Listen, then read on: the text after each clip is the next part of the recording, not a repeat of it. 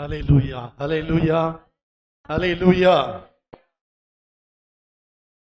எல்லாரும் அவங்க வீட்டுல ஒரு வருஷத்துல ஒரு முறை சுண்ணாம்பு அடிப்பாங்க. இப்ப அந்த பழக்கமெல்லாம் போச்சு. 5 வருஷத்துக்கு ஒருக்கா, 7 வருஷத்துக்கு ஒருக்கா, 3 வருஷத்துக்கு ஒருக்கா அப்படியெல்லாம் ஆயிடுச்சு. முந்தையெல்லாம் ஒரு வருஷத்துல ஒருக்கா வீட்டை நல்லா எல்லா பாத்திரத்தையும் எல்லாம் எடுத்து சுத்தம் பண்ணி எல்லாம் வெளியே வச்சு சுண்ணாம்பு அடிச்சு அந்த நல்ல சுத்தமா இந்த ஒரு வருஷத்துல ஒரு காலம் செய்வாங்க. இப்போ காலம் எல்லாம் மாறிடுச்சு. இப்போ ஒரு பெயிண்ட் அடிச்சா நிறைய பணமாகுது. அந்த பொருட்களை எல்லாம் எடுத்து வைக்கிறதுக்கு ரொம்ப கஷ்டமாயிடுது. ஒரு பெயிண்ட் அடிச்சா 5 வருஷம் வருது அப்படின்னு எல்லாம் விலை உயர்ந்த பெயரெல்லாம் பெயிண்ட் எல்லாம் வாங்கி அடிச்சு 5 வருஷத்துக்கு ஒருக்கா தான் வீட்டை சுத்தம் பண்றாங்க. ஹல்லேலூயா. சில குடும்பங்களை மட்டும் வருஷத்துக்கு ஒரு முறை அப்படி நல்லா சுத்தம் பண்ற மாதிரி எல்லாம் எடுத்து வச்சு எல்லாம் செய்யறாங்க. எப்படி இருந்தாலும் வருஷத்துக்கு ஒரு முறையாவது அப்படி செய்யறதா நல்லது. ஹல்லேலூயா. முந்தி நம்ம வீட்டு கூட்டம் நடத்திட்டு இருக்கும்போது சிலவங்க சொல்றதை கேட்டிருக்கிறேன். ஐயா சுண்ணாம்பு அடிக்கல, அதனால இந்த வருஷம் என்ன இல்லை வீட்டு கூட்டம் எப்படி வைக்கிறது, இன்னும் அடுத்த வாரம்னு சொல்றீங்களே, எப்படி நான் சுண்ணாம்பு அடிக்கிறது, எப்ப நான் சுத்தம் பண்ணி எல்லாம் எடுத்து வைக்கிறது அப்படின்னு கேட்பாங்க. அப்படின்னா வருஷத்துக்கு ஒரு முறை ஆகிலும் வீட்டு கூட்டத்துக்காக ஆகிலும் அவர்கள் செய்து கொண்டிருந்தார்கள். இப்போ அப்படி இல்லை. சரி, எப்படி இருந்தாலும் வருடத்திற்கு ஒரு முறை 2 நாட்கள் அல்லது 7 நாட்கள் என்று சொல்லி உபவாச கூட்டத்தை ஏற்படுத்தி அந்த உபவாச கூட்டத்திலே நம்மை கொஞ்சம் சரி செய்து கொள்வதற்காக இந்த நாட்கள் நமக்கு கொடுக்கப்பட்டிருக்கிறது. ஹல்லேலூயா. எண்ணாகமத்தின் புஸ்தகம் 11ஆம் அதிகாரம் 18ஆம் வசனத்திலே விதமாக ஒரு வசனத்தை வாசிக்கிறோம். எண்ணாகமத்தின் புஸ்தகம் 11ஆம் அதிகாரம் 18ஆம் வசனம். நீ ஜனங்களை நோக்கி நாளைக்காக உங்களை பரிசுத்தம் பண்ணுங்கள், நாளைக்காக உங்களை பரிசுத்தம் பண்ணுங்கள், நீங்கள் இறைச்சி சாப்பிடுவீர்கள், நீங்கள் இறைச்சி சாப்பிடுவீர்கள். போதும். நாளைக்காக உங்களை பரிசுத்தம் பண்ணுங்கள், நீங்கள் இறைச்சி சாப்பிடுவீர்கள். ஹல்லேலூயா, ஹல்லேலூயா. அப்படியானா தேவனிடத்திலே நாம் கேட்டவைகள் நமக்கு கிடைக்கணும்னா நாம் நம்மை பரிசுத்தம் பண்ண வேண்டும். ஹல்லேலூயா. இந்த 25ஆம் வருடத்தை நாம் எடுத்துக்கொண்டா கேட்ட நிறைய காரியங்கள் நமக்கு கிடைக்கல. ஏன் கிடைக்கல அப்படின்னா ஆண்டவர் சொல்லியிருக்காரு, நீங்கள் உங்களை பரிசுத்தம் பண்ணுங்கள், அப்பொழுது நீங்கள் கேட்டவைகளை உங்களுக்கு கொடுப்பேன். யோசுவாவின் புஸ்தகம் 3ஆம் அதிகாரம் 5ஆம் வசனத்திலும் இவ்விதமாகவே சொல்லி இருக்கிறது. யோசுவா ஜனங்களை நோக்கி உங்களை பரிசுத்தம் பண்ணிக்கொள்ளுங்கள், நீங்கள் உங்களை பரிசுத்தம் பண்ணிக்கொள்ளுங்கள், நாளைக்கு கர்த்தர் உங்கள் நடுவிலே அற்புதங்களை நாளைக்கு உங்கள் நடுவிலே அற்புதங்களை செய்வார். ஹல்லேலூயா.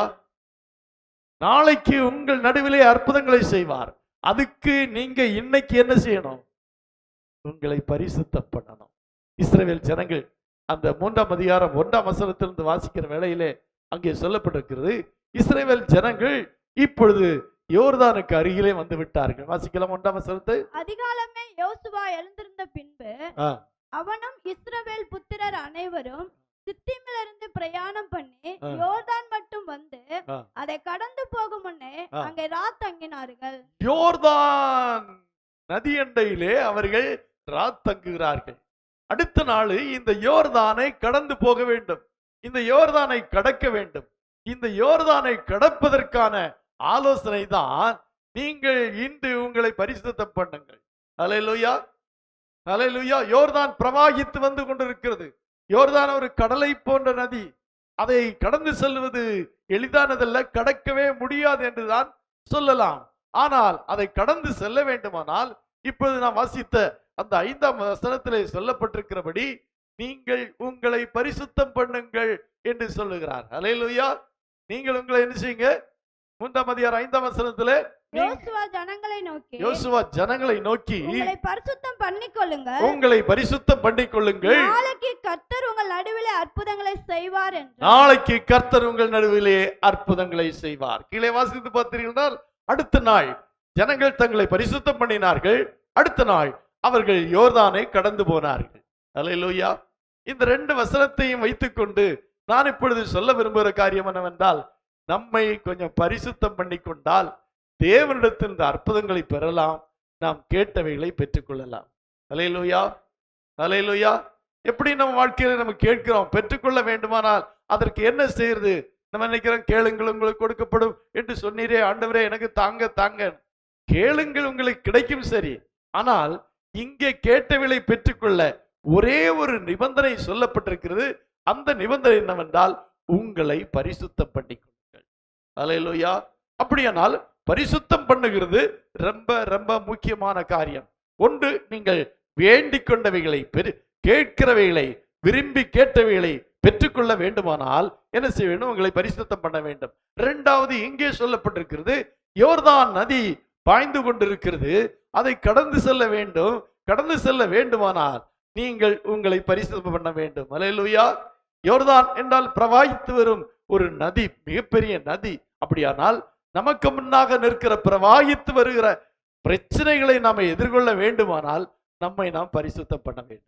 அல்லேலூயா, அல்லேலூயா. அந்த பரிசுத்தத்துக்கு நேராய், அந்த பரிசுத்தம் பண்ணலுக்காக இன்னைக்கு நம்ம வந்திருக்கிறோம். அல்லேலூயா. அப்படியானா 2026 வருடத்துல நான் கேட்பவர்களை பெற்றுக்கொள்ளும்படியாகும் நமக்கு எதிராக இருக்கிற யோர்தானை கடந்து செல்லவும் நாம் நம்மை பரிசுத்தம் பண்ணிக்கொள்ள வேண்டும். அல்லேலூயா. 2025 வருடத்துல நிறைய காரியங்கள் கிடைத்து கேட்டு கிடைக்காமல் இருக்கலாம். நமக்கு எதிராக இருக்கிற பிரச்சனைகளை மேற்கொள்ள முடியாமல் கூட இருந்திருக்கலாம். ஆனா 2026 அதை பெற்றுக்கொள்வதற்கு 2026 அல்ல, 2025 தானே நம்மை பரிசுத்தம் பண்ணிக்கொள்ள வேண்டும். அல்லேலூயா. பரிசுத்தம் என்று சொல்லுகிறது வேதத்தின் அஸ்திபார உபதேசங்களிலே ஒன்று. அல்லேலூயா. இன்னைக்கு அவைகள் சொல்லப்படுவதில்லை, பரிசுத்தத்தை குறித்து பேசப்படுவதும் இல்லை. பரிசுத்தம் என்றால் ஆராதிக்கிறதா பரிசுத்தம் என்று சொல்லுகிறார்கள். அப்படியெல்லாம் இல்லை. பரிசுத்தம் என்றால் நம்முடைய அவயவங்களை, நம்முடைய வாழ்க்கையை நாம் பரிசுத்தப்படுத்துவதுதான் பரிசுத்தம் என்று சொல்லுகிறது. அல்லேலூயா. அவைகளை சுத்தப்படுத்துதல், அவைகளை சரி செய்தல், அதற்கு தான் இந்த பரிசுத்தம் என்று சொல்லப்பட்டிருக்கிறது. அல்லேலூயா. இந்த பரிசுத்தத்தை நம்ம எப்படி அடைந்து கொள்ளலாம், பரிசுத்தத்தை எப்படி பெற்றுக்கொள்ளலாம், எதில எல்லாம் நம்மை அசுத்தம் பண்ணுகிற காரியங்கள் இருக்கிறது என்று சிந்தித்து பார்ப்போமானால், இது வெளியே போய் நாம் எங்கேயும் போய் நம்ம பெரிய பாவங்களை செய்கிறது இல்லை, அல்லது உலகத்திலே போய் நம் பாவத்தில் மூழ்கிறது இல்லை. நம்முடைய சரீரத்திலே தானே இருக்கிற அவயவங்கள் நம்மை பாவம் செய்ய தூண்டுகிறதாக இருக்கிறது. அல்லேலூயா. நம்முடைய சரீரத்திலே இருக்கிற அவயவங்கள், இந்த அவயவங்கள் தான் நம்மை அசுத்தப்படுத்துகிறது. இந்த அவயவங்களை நம்ம சுத்தமாக வைத்துக் கொண்டால் நம்முடைய வாழ்க்கை சுத்தமாக இருக்கும். அல்லேலூயா, அல்லேலூயா. அவயவங்கள் ரொம்ப ரொம்ப முக்கியமானது. அல்லேலூயா, அல்லேலூயா. எத்தனை பேர் அதை குறித்து அல்லேலூயா, அவயவங்கள் ரொம்ப ரொம்ப முக்கியமானது. இப்படி ஒரு வசனம் சொல்லப்பட்டிருக்கிறது. ரோமருக்கு எழுதும் 6ஆம் அதிகாரம் 13ஆம் வசனத்திலே சொல்லி இருக்கிறது. ரோமர் 6ஆம் அதிகாரம் 13ஆம் வசனம். நீங்கள் உங்கள் அவயவங்களை அநீதியின் ஆயுதங்களாக பாவத்திற்கு ஒப்புக்கொடாமல், அநீதியின் ஆயுதங்களாக பாவத்திற்கு ஒப்புக்கொடாமல். அல்லேலூயா. வாசிக்கலாம். ஒப்புக்கொடாமல் உங்களை மரித்தோரிலிருந்து பிழைத்திருக்கிறவர்களாக தேவனுக்கு ஒப்பு கொடுத்து உங்கள் அவயவங்களை நீதிக்குரிய ஆயுதங்களாக தேவனுக்கு தேவனுக்கு ஒப்பு கொடுங்கள். உங்கள் அவயவங்கள். அல்லேலூயா. உங்கள் அவயவங்கள் என்று சொல்லப்பட்டிருக்கிறது. நீங்கள் உங்கள் அவயவங்களை அநீதியின் ஆயுதங்களாக பாவத்திற்கு ஒப்புக்கொடாமல். நம்முடைய அவயவங்களை குறித்து தான், இந்த அவயவங்கள் மூலமாகத்தான் நம்முடைய வாழ்க்கை என்னமாகிறது? அசுத்தமாகிறது. அல்லேலூயா. நம்முடைய சொந்த அவயவங்கள் இன்னொருவர் நம்மை பாவத்திலே ஆழ்த்துகிறதல்ல, இன்னொருவரை நம்மை பாவத்திலே கொண்டு தள்ளுவதல்ல. நமக்குள்ளே இருக்கிற ஆயுதங்கள், நம்மிலே இருக்கிற சரீர அவயவங்கள், இவைகள் நம்மை பாவத்திற்குள்ளாக கொண்டு செல்லுகிறது. அல்லேலூயா. இதன் மூலமாகத்தான் நாம் அசுத்தம் அடைகிறோம். இதன் மூலமாகத்தான் நாம் அசுத்தம் அடைகிறதுனாலே இந்த அவயவங்களை நம்ம சுத்தமாக வைத்துக் கொள்ள வேண்டியது அவசியமாயிருக்கிறது. அதை 19ஆம் வசனத்திலும் இவ்விதமாய் சொல்லி இருக்கிறது. 19ஆம் வசனத்தை வாசிக்கலாம். உங்கள் மாமிச பலவீனத்தின் நிமித்தம் மனுஷர் பேசுகிற பிரகாரமாய் பேசுகிறேன், அக்கிரமத்தை நடப்பிக்கும்படி முன்னே நீங்கள் உங்கள் அவயவங்களை அசுத்தத்திற்கும்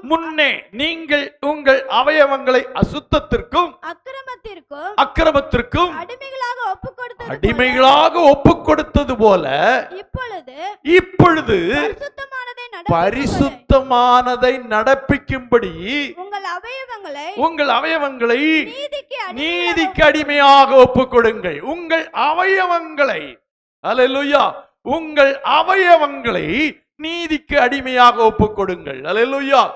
எதுக்கு? பரிசுத்தமானதை நடப்பிக்கும்படி. ஆண்டவருக்கு ரொம்ப பிரியம் பரிசுத்தம். ஏனென்றால் அவர் பரிசுத்தமாயிருக்கிறார். அவர் பரிசுத்தராய் இருக்கிறது போல நாமும் பரிசுத்தராய் இருக்க வேண்டும் என்று இந்த வேதம் சொல்லி இருக்கிறது. அப்போ நாம் இந்த பரிசுத்தத்தை அடைவதற்கு நம்முடைய அவயவங்களை, இந்த சரீர அவயவங்களை நாம நீதிக்கு அடிமையாக ஒப்புக் கொடுக்க வேண்டும். அல்லேலூயா. பாவம், நான் திரும்பவும் சொல்ல விரும்புகிறேன், பாவம் வெளியே இருந்து வருவதில்லை, நம்முடைய அவயவங்களாலே தான் நமக்குள்ளே பாவம் வருகிறது, நாம் அசுத்தம் அடைகிறோம். அதை பரிசுத்தப்படுத்த வேண்டியதுதான் இந்த காலை வேளையிலே நம்முடைய நோக்கம். அல்லேலூயா, அல்லேலூயா. நம்முடைய அவயவங்கள். ரோமருக்கு 7ஆம் அதிகாரம் 23ஆம் வசனத்திலும் பவுல் விதமாய் சொல்லுகிறார். ரோமர் 7:23 ஆகிலும் என் மனதின் பிரமாணத்துக்கு விரோதமாய் போராடுகிற வேறொரு பிரமாணத்தை என் அவயவங்களில் இருக்க காண்கிறேன். என் அவயவங்களில் இருக்க காண்கிறேன். அது என் அவயவங்களில் உண்டாயிருக்கிற பாவ பிரமாணத்திற்கு என்னை சிறையாக்கி கொள்ளுகிறது. அல்லேலூயா. அது என் அவயவங்களில் உண்டாயிருக்கிற பாவ பிரமாணத்துக்கு என்னை சிறையாக்கி கொள்ளுகிறது. என்னுடைய அவயவங்களை சிறையாக்கி கொள்ளுகிறது. அல்லேலூயா. என்னுடைய அவயவங்களை சிறையாக்குகிறது. அல்லேலூயா. அப்ப கொஞ்சம் யோசித்து பாருங்க, வெளியே இருந்து அல்ல. பாவம் எப்படி நேரிட்டது என்றால் நம்முடைய சரீரத்தில் இருக்கிற அவயவங்கள் மூலமாகத்தான் நான் அசுத்தம் அடைந்திருக்கிறோம்.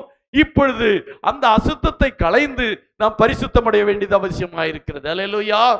அதனால்தான் பவுல் சொன்னாரு, அப்போஸ்தலனாகிய யாக்கோபு சொன்னாரு, யாக்கோபு 3ஆம் அதிகாரம் 25ஆம் வசனத்திலே சொல்லுகிறார். 3ஆம் அதிகாரம் 25ஆம் வசனத்திலே, 3ஆம் அதிகாரம் 2ஆம் வசனத்தை வாசிங்க. 3ஆம் அதிகாரம் 2ஆம் வசனம்.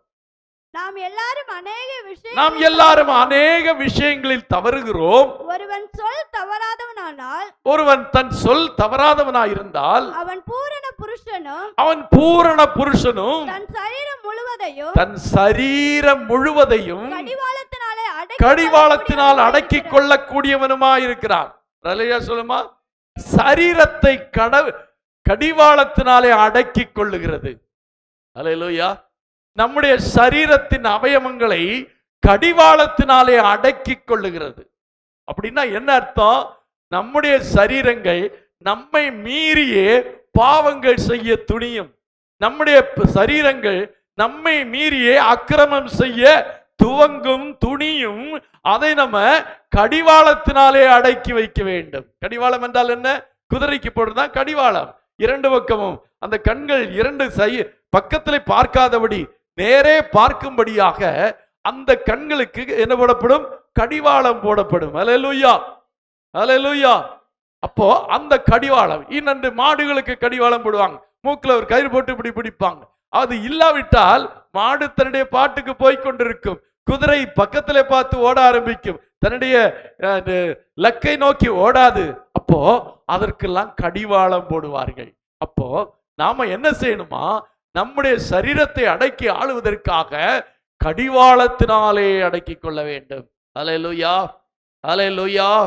யாக்கோபு 4ஆம் அதிகாரம் 1ஆம் வசனத்திலே வாசிக்கும் போது அதே அடுத்த அதிகாரத்தின் 1ஆம் வசனம் சொல்லி இருக்கிறது, உங்களுக்குள்ளே யுத்தங்களும் சண்டைகளும் எதினாலே வருகிறது?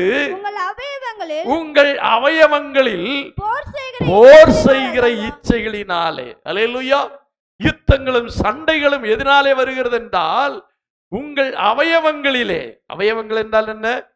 போன வாரம் சொன்னார்கள், ஐம்புலன்களை சொன்னார். நம்முடைய சரீரத்தில் தேவன் அவயவங்களை கொடுத்திருக்கிறார். கண்ணை கொடுத்திருக்கிறார், வாயை கொடுத்திருக்கிறார், உதட்டை கொடுத்திருக்கிறார், கையை கொடுத்திருக்கிறார், காலை கொடுத்திருக்கிறார். இதை எல்லாம் அடக்கி நம்ம ஆள வேண்டியது அவசியமா இருக்கிறது. ஏனென்றால் இந்த அவயவங்கள் தான் நம்மை அசுத்தப்படுத்துகிறது. இந்த அவயவங்கள் தான் நம்மை பரிசுத்த குலைச்சலாக்குகிறது. இந்த அவயவங்களை நாம கடிவாளத்தினாலே அடக்கி வைக்க வேண்டும்.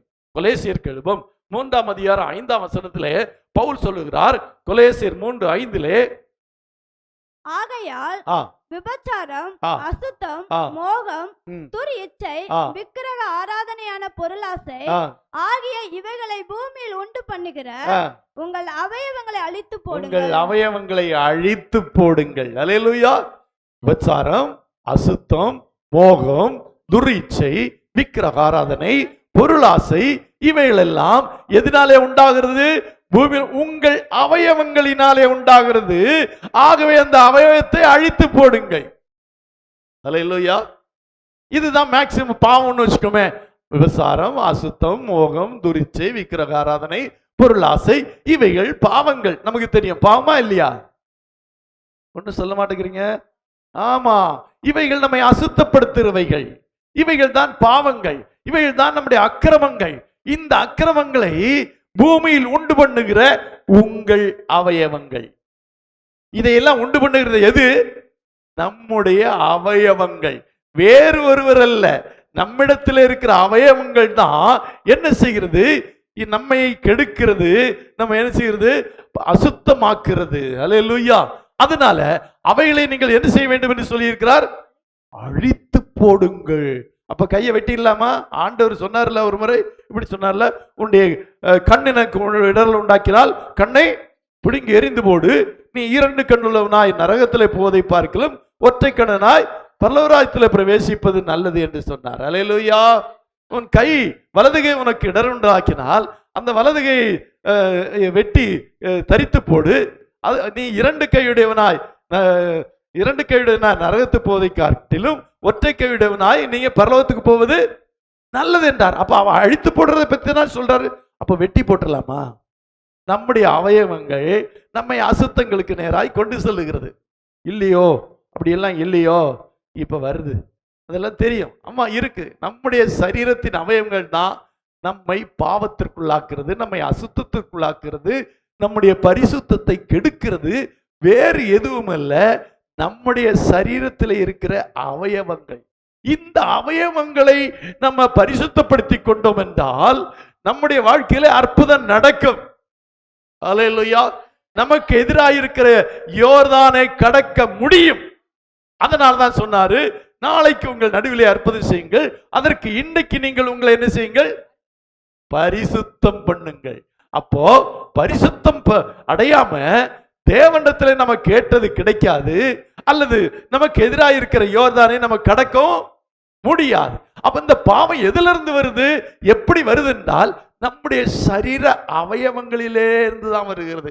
நம்முடைய சரீர அவயவங்கள் தான் இந்த பாவத்திற்குள்ளாக நம்மை கொண்டு செல்லுகிறது. ஆகவே இதிலிருந்து நம்ம விடுதலை அடையணும். அல்லேலூயா சொல்லுமா? அல்லேலூயா, அல்லேலூயா.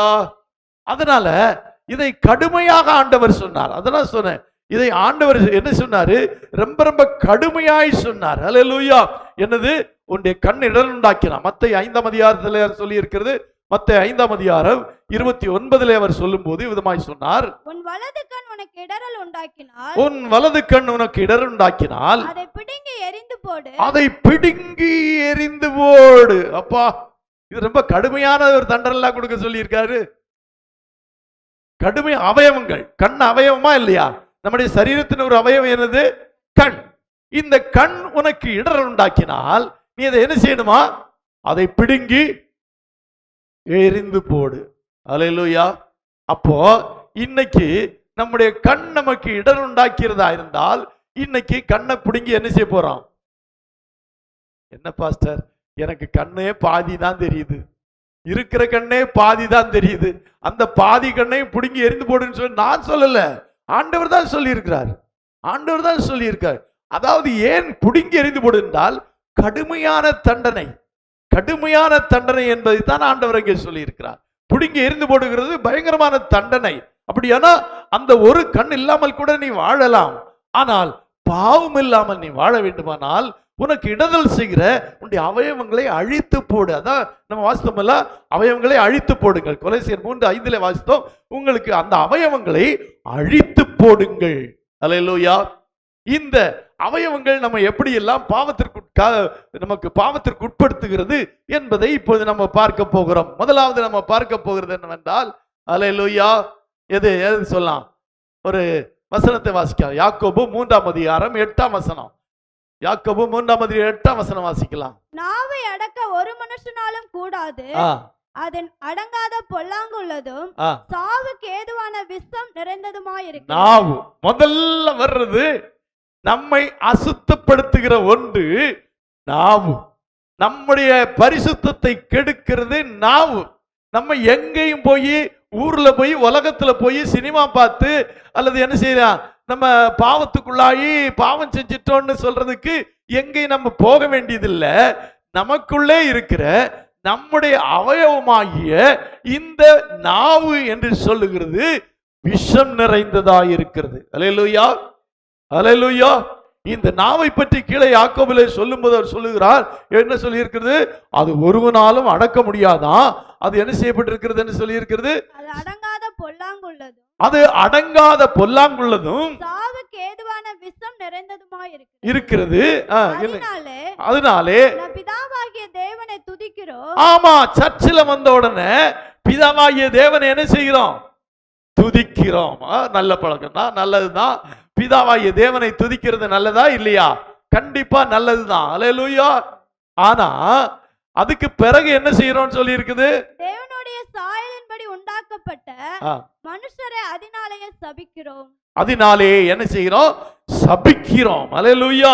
அதனாலே நம்ம சபிக்கிறோம் என்று சொல்லுகிறார். அதே வாயினாலே நம்ம என்ன செய்கிறோம், தேவனை துதிக்கிறோம்.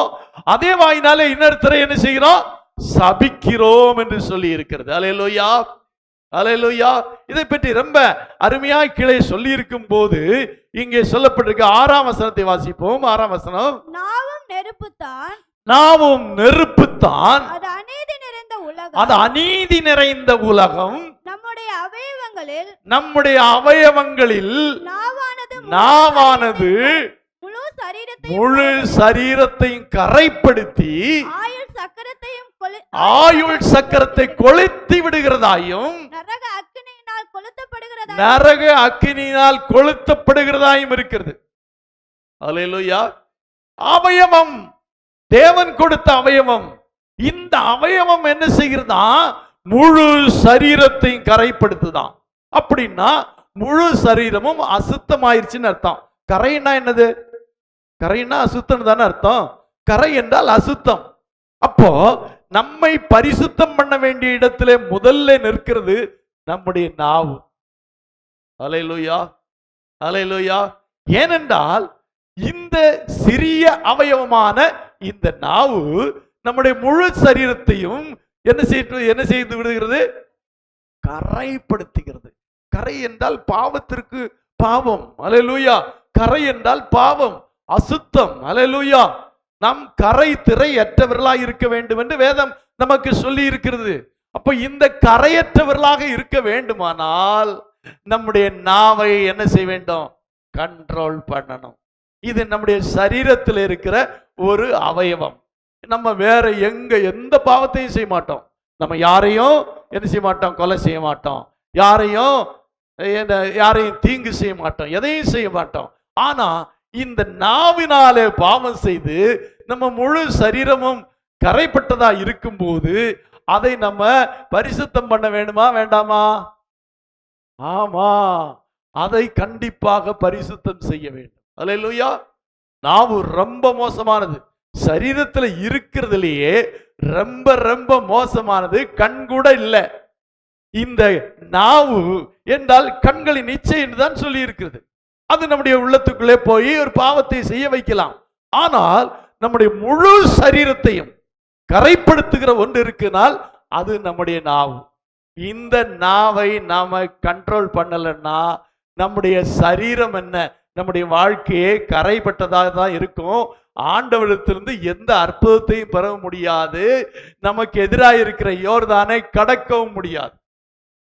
சொல்லுமா, அல்லேலூயா, அல்லேலூயா. ஆமா, அது ஆயுள் சக்கரத்தை கொளுத்தி லைஃபையே எப்படி சொல்லுமே, லைஃபையே கொளுத்திடும் அப்படி சொல்லுமே. நம்முடைய நாவு நம்முடைய லைஃபையே கொளுத்திரும். நரக அக்கினியினால் கொளுத்தப்படுகிறது. அப்படின்னா என்னது? நம்முடைய சரீரத்தை நரக அக்கினியில கொளுத்தப்படுவதற்கு நம்ம போய் வேற பாவங்களை எல்லாம், உபச்சாரம், வேசித்தனம், அதையெல்லாம் செய்ய வேண்டாம், செய்ய மாட்டோம். நமக்கு ஒரு பயம் இருக்கும். அது இயற்கையாகவே தேவனுடைய பிள்ளைகளுக்கு அதை செய்யக்கூடாது என்ற ஒரு பயம் இருக்கத்தான் செய்யும். ஒரு 90% பீப்புள் அதை செய்ய மாட்டாங்க.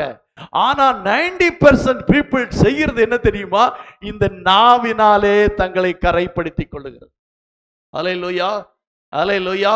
அதனாலதான் இதை என்ன செய்யணும்? நம்ம அடக்கி ஆள வேண்டும். என்ன செய்யணும்? 3ஆம் வசனத்தை வாசிக்கலாம். பாருங்கள், குதிரைகள் நமக்கு கீழ்ப்படியும் படிக்கு அவைகளின் வாய்களில் கடிவாளம் போட்டு அவைகளுடைய முழு சரீரத்தையும் திருப்பி நடத்துகிறோம். ஆமா, திருப்பி விடும். அப்படின்னா நம்முடைய நாவுக்கு ஒரு கடிவாளம் போடணும். இதத்தான் பேசணும், இத பேசக்கூடாது. இது பேசினா என்னுடைய சரீரம் என்ன செஞ்சிடும்? கரைப்பட்டு விடும். நீங்க நாவுல பேசுறத சாதாரண பாவம் என்று எடுத்துக்கொள்ளாதீர்கள். அதான் ரொம்ப சொல்றேன். மற்ற பாவங்களாயிலும் ஒரு கையை ஒருவேளை கரைப்படுத்தலாம், காலை ஒருவேளை கரைப்படுத்தலாம். நாவினாலே பேசுகிற வார்த்தைகள் நம்முடைய முழு சரீரத்தை என்ன செய்யுமா? அல்லேலூயா. எந்த பாவமும் செய்யாத ஒரு மனுஷன் வாயினாலே பாவம் செய்து முழு சரீரமும் கரைப்பட்டவனாக காணப்படுவான் என்றுதான் இந்த வார்த்தை சொல்லி இருக்கிறது. அல்லேலூயா, அல்லேலூயா. அதனால்தான் இந்த 141ஆம் சங்கீதத்திலே தாவீது சொல்லுகிறான், என் வாய்க்கு என்ன செய்யும்? காவல் வையும். என் 141:3 சொல்லி இருக்கிறார், கர்த்தாவே என் வாய்க்கு காவல் வையும், என் வாய்க்கு காவல் வையும், என் உதடுகளின் வாசலை காத்துக்கொள்ளும், என் உதடுகளின் வாசலை காத்துக்கொள்ளும். அல்லேலூயா. என் வாய்க்கு காவல் வையும் ஆண்டவரே. என்னால கண்ட்ரோல் பண்ண முடியல ஆண்டவரே, நீங்க என் வாய்க்கு என்ன செய்யும்? காவல் வைங்க ஆண்டவரே. இல்லாவிட்டால் என்னுடைய வாழ்க்கையை அது கொளுத்தி போட்டுரும். என்ன செய்யறோம்? கொளுத்தி போட்டுரும். இந்த நாவே நம்மை கரைப்படுத்தி நம்மை கடைசியிலே அந்த நரக அக்கினியிலே கொளுத்தப்படுகிற அளவிற்கு நம்மை கரைப்படுத்தி விடும். சொல்லுமா? வெளிப்படுத்தின விசேஷம் சொல்லப்பட்டிருக்கிறது, கரை திரையற்ற பரிசுத்த சபையை, பரிசுத்த மணவாட்டியை சேர்க்க ஆண்டவராய் இயேசு கிறிஸ்து வருகிறார். அப்போ இந்த நாவினாலே நம்முடைய சரீரம் கரைப்பட்டிருந்தா மணவாட்டியாகிய நம்மை ஆண்டவர் சேர்த்துக் கொள்வாரா? கண்டிப்பா சேர்க்க மாட்டார். ஏன்னா அவர் கரைதரையற்ற ஒரு மணவாட்டி சபையை சேர்க்கத்தான் வருகிறார் என்றால், இந்த நாவினால் கரைபட்ட சரீரத்தோடு கூட இருக்கிற நம்மை அவர் எப்படி சேர்த்துக் கொள்ளுவார்? சேர்த்துக் கொள்ளவே மாட்டார். அப்போ நமக்குள்ளே இருக்கிற இந்த அவயவம் எப்பேற்பட்டது என்று சொல்லப்பட்டிருக்கிறது. அல்லேலூயா. 63ஆம் சங்கீதம் 11ஆம் வசனத்திலே சொல்லப்பட்டிருக்கிறது. 63:11 ராஜாவோ தேவனில் களி கூறுவார், அவர் பேரில் சத்தியம் பண்ணுகிறவர்கள் யாவரும் மேன்மை பாராட்டுவார். பொய் பேசுகிறவர்கள் வாய் என்ன செய்யுமா? அடைக்கப்படும். இந்த நாவினாலே என்ன சொல்லுகிறோம்னா, பொய் சொல்லும் போது நம்முடைய சரீரம் கரைப்படுகிறது. நம்ம ஒரு பொய் சொல்லிட்டா என்ன, இது என்ன ஒருத்தருக்கும் ஒரு பிரச்சனையும் இல்லை. நான் ஒரு பொய் சொல்றதுனால அவங்களுக்கும் ஒரு பிரச்சனை வர்றதில்லை, எனக்கு ஒரு பிரச்சனை இல்லை. ஒரு சும்மா ஒரு பொய்யை சொல்லிட்டோம் அப்படிங்கிறான். ஆனா பொய் என்ன செய்யும்? நம்முடைய சரீரத்தை கரைப்படுத்தும். அல்லேலூயா. ஒருத்தரை கெட்ட வார்த்தை சொல்லி திட்ட வேண்டாம். ஒருத்தரை கெட்ட வார்த்தை சொல்லி திட்டினாதான் நம்முடைய சரீரம் கரைப்படும் என்று சொல்லுவதற்கு இல்லை. நாம ஒரு பொய் சொன்னாலே நம்முடைய சரீரம் என்ன செய்யுமா? 2025 நான் பொய்யே சொல்லல அப்படின்னு சொல்றவங்க ஒரு கையை வைத்து ஒரு அல்லேலூயா சொல்லுங்க பார்க்கலாம். சொல்லல, பொய்யே சொல்லலையா? அப்படின்னா எல்லாரும் பொய் சொல்லி இருக்கீங்கன்னு அர்த்தம். அப்படித்தானே? கை வைத்தல்னா அப்படித்தானே அர்த்தம். அப்ப எல்லாருடைய சரீரமும் எண்ணெய் பட்டிருக்கிறதுன்னு அர்த்தம். ஆமா, பொய் சொல்லி இருக்கிறோம். பொய் சொன்னதுனால நம்முடைய சரீரம் என்ன செய்யுச்சு? ஆமா, ஹல்லேலூயா, ஹல்லேலூயா. அப்போ கொஞ்சம் யோசித்து பாருங்க, நம்முடைய வாயை, நம்முடைய நாவை நம்ம அடக்க வேண்டும். அது பொய் கூட சொல்லாதபடி என்ன செய்ய வேண்டும்? நம்முடைய நாவை கடிவாளத்தினாலே அடக்கி வைக்க வேண்டியது அவசியமாயிருக்கிறது. அல்லேலூயா, அல்லேலூயா. ஏராளமான காரியங்கள் இருந்தாலும் முதல்ல நான் சொல்ல விரும்புகிற, நம்முடைய சரீரம், முழு சரீரத்தையும் கரைப்படுத்துகிற ஒரு அவயவம் நமக்குள்ளே இருக்கிறது. அந்த அவயவத்தை குறித்து நம்ம கவனமா இருக்கணும். அந்த வாய்க்கு காவல் வைக்கணும். அந்த வாயை நம்ம அடக்கணும். அப்படிதான் சொல்லப்பட்டிருக்கிறது. அடக்க வேண்டும். கடிவாளம் போட்டு அதை என்ன செய்யணும்? பிடிக்கணும். ஏனென்றால் அது பேசிரும். அது தீமையான காரியத்தை பேசும். அது பொய்யை பேசும். அப்போ நம்முடைய சரீரம் கரையாயிரும். அப்படின்னா நம்ம பாதுகாக்கணும். அல்லேலூயா. இந்த வயதானவங்களுக்கு ஒரு பிரச்சனை இருக்குது. நம்ம கூட இப்ப கொஞ்ச நாள் இதை பாக்குறேன். நம்ம கடையில் தான் டீ குடிக்கிறோம் அப்படின்னு வச்சுக்குவேன். முந்தி எல்லாம் டீ குடிச்சோன்னா நம்ம கவனமா குடிச்சாலும் சரி, கவனம் இல்லாம குடிச்சாலும் சட்டையில கொட்டாது. இந்த வயசாயிருச்சுன்னா என்ன செய்யும்? எப்படியாவது எங்கேயாவது ஒரு கொட்டிடும். எங்கேயாவது அதை வைக்கும் போதோ குடிக்கும் போதோ எப்படியோ ஒரு கொட்டி சட்டை என்ன செஞ்சிடும்? கரைப்படுத்தி விடும். அதனால இப்ப என்ன செய்யற? ரொம்ப கவனமா ஒரு டீயை வாங்கிட்டோம்னா சட்டையில பற்றக்கூடாது, கரை பற்றக்கூடாதுன்னு கவனமா தான் வாங்குறதும், கவனமா தான் வைக்கிறதும், கவனமா தான் குடிக்கிறதும். ஏன்? அது என்னுடைய சட்டை என்ன செஞ்சிடும்? கரைப்படுத்தி விடும். என்னுடைய சட்டையை கரைப்படுத்தணும்னா எல்லாரும் சொல்றாங்க. அப்போ உங்க சரீரத்தை கரைப்படுத்தணும்னு சொன்ன உடனே யாரும் சொல்ல காணோம். என்னுடைய சட்டையை கரைப்படுத்தணும்னா ஆமா கரைப்படுத்தும் அப்படிங்கிறாங்க. ஆமா பாஸ்டர், கவனமா டீ குடிங்க, உங்க சட்டையை கரைப்படுத்தின்னு சொல்றீங்க. நான் என்ன சொல்றேன்? கவனமா பேசுங்க. உங்க சரீரத்தை அது என்ன செய்யணும்? கரைப்படுத்தி விடும். இதை சொல்றதுக்காகத்தான் சொல்றேன். நம்ம அதான் சொல்றேன், தேவனுடைய பிள்ளைகள், விசேஷமாய் பெண்டிகாஸ்ட்ல இருக்கிற தேவனுடைய ஆவிக்குரிய பிள்ளைகளா இருக்கிற நாம் ஒரு கடினமான பாவத்தை செய்வதற்கு ரொம்ப கஷ்டப்படுவோம். அவ்வளவு ஈஸியா பண்ணிட முடியாது. நம்முடைய மனசாட்சி அப்படி விட்டுறாது. நமக்குள்ளே அந்த வசனம் இருக்குது, நீ இதை செய்யக்கூடாது, நீ இப்படி செய்யறது சரியில்லை, இது ஆண்டவருக்கு பிடிக்காது, அல்லது இப்படி நீ செஞ்சா நரகத்துக்கு போயிடும் அப்படின்னு நமக்குள்ளே ஒரு பயம், அந்த வார்த்தை வந்துட்டே இருக்கும். இதை ஒரு பாவத்தை செய்வதற்கு முன்பதாக, ஒரு பாவத்தை செய்ய துணியும் போது இப்படிப்பட்ட உணர்வுகள் எல்லாம் நமக்குள்ளே வந்துதான் போகும். வருதா வரலையா? வரும், கண்டிப்பா வரும். வந்தாதான் ஆவிக்குரியவங்க. அது எதுவுமே வரலன்னு வச்சுக்கோமே, நம்ம மாம்சத்துக்குரியவன்னு அர்த்தம்.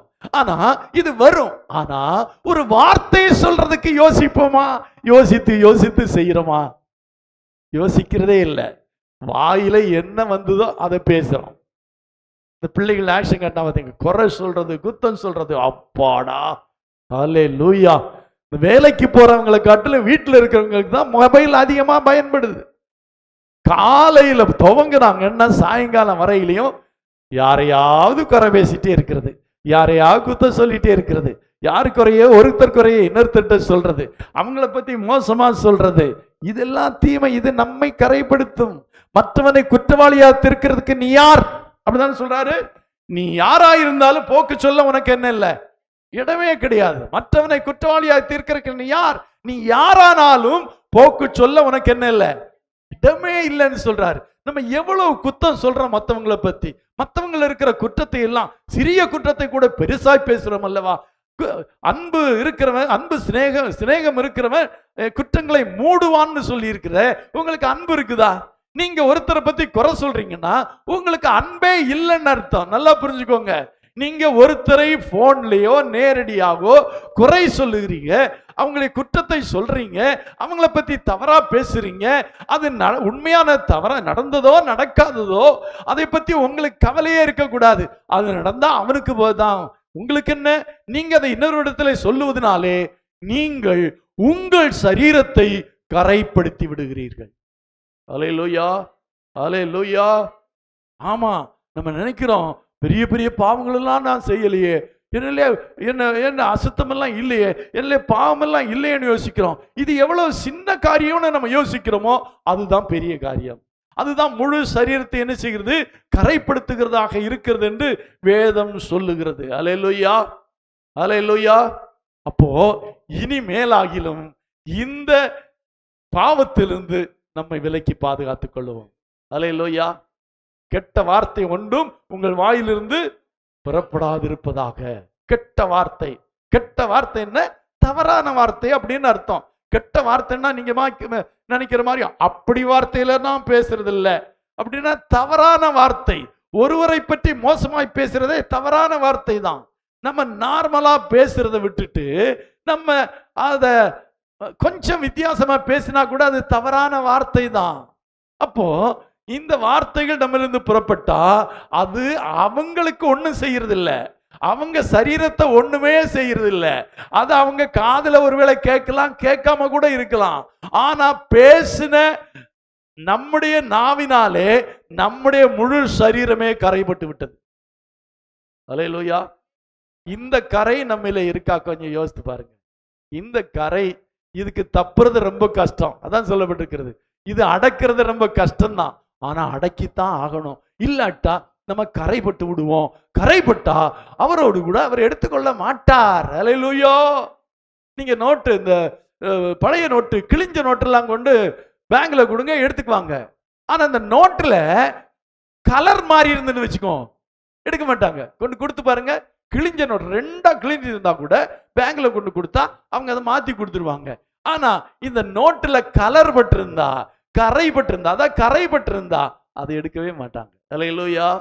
பேங்க்ல கூட கரைபட்ட நோட்டை எடுக்க மாட்டேங்கிறான்னா ஆண்டவர் வரும்போது எப்படி கரைபட்டவர்களை எடுப்பாரு? எடுப்பாரா? கண்டிப்பா எடுக்க மாட்டாரு. அல்லேலூயா. அதனால இன்றைக்கு இதிலிருந்து நம்ம என்ன செய்யணும்? விடுதலை அடையணும். விடுதலை மட்டுமல்ல, இதிலிருந்து நம்மை பரிசுத்தப்படுத்திக் கொள்ள வேண்டியது அவசியமானதாக இருக்கிறது. அல்லேலூயா, அல்லேலூயா. அதனால இந்த வாயை பற்றி, இந்த நாவை பற்றி, வாயை பற்றி, நாவை பற்றி ரொம்ப கவனமாக இருக்க வேண்டியது அவசியமாக இருக்குது. 12ஆம் சங்கீதம் 3-4 வசனங்களை வாசிக்கும் போது, 12ஆம் சங்கீதம் 3-4 வசனங்கள்,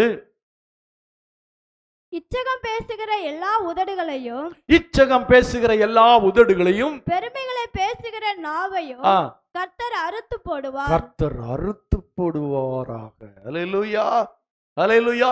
இச்சகம் பேசுகிற எல்லா உதடுகளையும், பெருமைகளை பேசுகிற நாவையும் கர்த்தர் அறுத்து போடுவாராக. அறுத்து போடட்டுமா? நம்ம எவ்வளவு பேசுறோம்? இச்சகம் பேசுகிறது அல்லது எவ்வளவு பெருமைகளை பேசுகிறோம்? ரொம்ப பெருமை பேசுறோம்ல. என்னை விட்ட வேற ஆளே இல்லை, நான் அப்படி, நான் இப்படி, நாம், அதாவது நான் பரிசுத்தவான் என்று, நான் பரிசுத்தமாய் வாழ்கிறான் என்று சொன்னாலே அது ஒரு பாவம் தான். ஏன்னா ஒரு மனுஷன் உலகத்துல பாவம் செய்கிற, அவன் பரிசுத்தவான் என்று பேசிக்கொள்வதே பாவம் என்று வேதம் சொல்லி இருக்கிறது. அதனாலதான் பவுல் சொன்னாரு, நான் பாவிகளிலும் பிரதான பாவி அப்படின்னு சொன்னாரு. பெருமைகளை பேசுகிற, எதை குறித்து பெருமை பேசினாலும் கர்த்தர் நம்முடைய என்ன செய்வாரா? நாவை அறுத்து போடுவாரா. அல்லேலூயா, அல்லேலூயா. எவ்வளவு மோசமான காலம். அல்லேலூயா. யோசித்து பாருங்க. அப்போ இதை நம்ம அடக்கணுமா வேண்டாமா? நீதிமொழிகள் 10ஆம் அதிகாரம் 19ஆம் வசனத்திலே சொல்லி இருக்கிறது. நீதிமொழிகள் 10:19, சொற்களின் மிகுதியில் பாவம் இல்லாமல் போகாது. சொற்களின் மிகுதியில் பாவம் இல்லாமற் போகாது. அல்லேலூயா. நீங்க கெட்ட வார்த்தையெல்லாம் பேச வேண்டாம், மோசமான வார்த்தைகளை எல்லாம் பேச வேண்டாம், குத்தங்களை சொல்லிட்டே இருக்க வேண்டாம். ரொம்ப பேசினாலே பாவம் இருக்குமா? ஒரு அல்லேலூயா சொல்லுமா? ரொம்ப அப்படிதான். சொற்களின் மிகுதி அப்படின்னா அதிக வார்த்தைகளை பயன்படுத்தினாலே, அதிகமாய் பேசினாலே அதுல என்ன இருக்குமா? பாவம் இல்லாமற் போகாதா? அப்போ பேசுறத எண்ணி எண்ணி பேசணும். இன்னைக்கு எத்தனை வார்த்தை பேசுகிறேன் அப்படிங்கிறத ஒரு நாள் எண்ணி பாருங்களேன். அப்ப ஒரு சின்ன நோட்டு வச்சுக்கோங்க, ஒரு பேனாவும் ஒரு நோட்டு வச்சுக்கோங்க. ஒருத்தர்கிட்ட பேசி முடிச்ச பிறகு என்னென்ன வார்த்தை பேசினேன்? 1 2 3 4 5 6 7 10 12 ஒரு 20, அப்புறம் மத்தியானம் ஒரு 20 60 அப்படின்னு சொல்லி நீங்க கொஞ்சம் நோட் பண்ணி வச்சு பாருங்க. அல்லேலூயா. மிகுதியான சொற்களின் மிகுதி அப்படின்னா தேவையற்ற எல்லா வார்த்தைகளை பேசும்போது, நல்லா புரிஞ்சுக்கோங்க, தேவையற்ற எல்லா வார்த்தைகளையும் பேசும்போதே, தேவையற்ற எல்லா வார்த்தைகளை பேசும்போதே அதுல என்ன இருக்குமா? காலையில ஒருத்தங்க போன் பேசுறாங்க, பாஸ்டிங் பிரேயருக்கு வரலையா அப்படின்னு. அப்போ அவங்க சொல்றாங்க, ஆமா நான் எல்லா வாரமும் போவேன். இன்னைக்கு பாருங்க, ஒரு பெரிய கூட்டமே அங்க இருக்கும், ஒரு பெரிய கூட்டமே இருக்கும். இவங்க 2 நாள் வந்த உடனே அவங்க பரிசுத்தமாயிருப்பாங்க அப்படிங்கிறாங்க. அவங்க என்ன கேட்கிறாங்க? நீங்க பாஸ்டிங் பிரேயர் வரலையான்னு கேட்கிறாங்க. இவங்க நான் வரல அப்படின்னு மட்டும் சொன்ன போதும் இல்ல, நான் வரல அப்படின்னு சொன்னா போதும், முடிஞ்சு போச்சு, கதை முடிஞ்சு போச்சு. அவங்க வர்றீங்களான்னு தான் கேட்டாங்க. வர்றியா? ஒரு ஃப்ரெண்டு கிட்ட கேட்கிறாங்க, வர்றியா? இவங்க சொல்றாங்க, வரல அப்படின்னா முடிஞ்சு போச்சு. அவங்க என்ன சொல்றாங்கன்னா, நான்லாம் போகல, நான் எல்லா வாரம் போறேன், இந்த 2 நாள் போறவங்க மட்டும் அங்க பரிசுத்தம் ஆயிர போறாங்களா அப்படின்னு சொன்னாங்கன்னா இதுல பாவம் இருக்குதா இல்லையா? இருக்குதா இல்லையா? ஃபாஸ்டிங் பிரேயர் பத்தி தான் பேசுறோம். ஆனா அதுல இல்ல உண்டு. ஆண்டவரே சொல்றாரு, ஆமென்று சொல்லுங்க, இல்லாட்டி இல்லைன்னு சொல்லுங்க. இதோட நிறுத்திக்குங்க. கூடுமானா மத்தவங்க கேட்கிற வார்த்தை கேள்விக்கு ஆமென்று இல்லைன்னு சொல்லி முடிச்சிருங்க. ஆமாங்க, ஆனா போலான்னு தாங்க நினைச்சேங்க, ஆனா நான் அவங்க போறதுனால நான் போறேங்க, அவங்க வர்றதுனால நான் போலங்க, அல்லது அப்படி இதெல்லாம் தேவையா? இதெல்லாம் தேவையா? தேவையில்லை. தயவு செய்து குறைத்துக் கொள்ளுங்கள். அளவோடு பேசி வளமோடு வாழுங்கள். என்ன செய்யுங்க? அளவோடு பேசி வளமோடு வாழுங்கள். ஹல்லேலூயா, ஹல்லேலூயா. ரொம்ப ரொம்ப முக்கியமானது. ஹல்லேலூயா. நீதிமொழி புஸ்தகம் 20ஆம் அதிகாரம் 19. நீதிமொழி 20:19. தூற்றிக்கொண்டு திரிகிறவன் ரகசியங்களை வெளிப்படுத்துகிறான். ஆதலால் தன் உதடுகளினால் அலப்புகிறவனோட கலவாதே. நீங்க நல்லவங்களா இருக்கலாம், நீங்க ஆமென்றும் இல்லை என்று சொல்லி முடிச்சிருவங்களா இருக்கலாம், ஆனா நீங்க யாரு கூட சேரக்கூடாதான்? அலப்புகிறவனோடு. உதடுகளினா அலப்புகிறவன்னா வாயாடி அப்படி வச்சுக்கோ, அதிகமா பேசுகிறோம், அதுதான் அலப்புகிறவன். அலப்புகிறவன் என்ன? நிறைய வார்த்தைகளை பேசுகிறவன். அவன் கூட நீ கலவவே கலவாத, சேரவே சேராது. உங்க ஃப்ரெண்டு இப்படி சொல்லுவாங்க, உன் நண்பரை சொல்லு, உன் குணத்தை சொல்றேன். அப்ப அலப்புகிற வாயனோட நீ சேர்ந்தா நீ யாருதான்? அலப்புகிறவன் தான். இன்னைக்கு ஆகாட்டு நாளைக்கு ஆயிர போறோம். இன்னைக்கு ஆகாட்டு நாளைக்கு நம்மளும் அலப்புகிறவன் ஆயிரும். அதனால எப்ப பேசினாலும் ஆம்னு சொல்லுங்க அல்லது இல்லைன்னு சொல்லுங்க. போனீங்களா? போறீங்க. வந்தோமா? வந்தோம். எப்படி இருந்தது? நல்லா இருந்தா நல்லா தான் இருந்துச்சு, ஆனா பாஸ்டர் கொஞ்சம் ஓவரா பேசிட்டார் அப்படின்னு சொன்னா என்னாச்சு? தேவையில்லை. நல்லா தான் இருந்து சொல்லு, மோசமா இருந்ததுன்னு கூட சொல்லுங்க, நோ ப்ராப்ளம். நல்லதுன்னு சொல்லுங்க, மோசம்னு சொல்லுங்க, அது பிரச்சனை இல்லை. ஆனா அதோட எக்ஸ்ட்ரா ஃபிட்டிங், நம்ம ஆளுகளுக்கு எக்ஸ்ட்ரா ஃபிட்டிங் வைக்கிறது ரொம்ப ரொம்ப எளிதான கைவந்த கலை. கைவந்த கலை. ஹல்லேலூயா, ஹல்லேலூயா.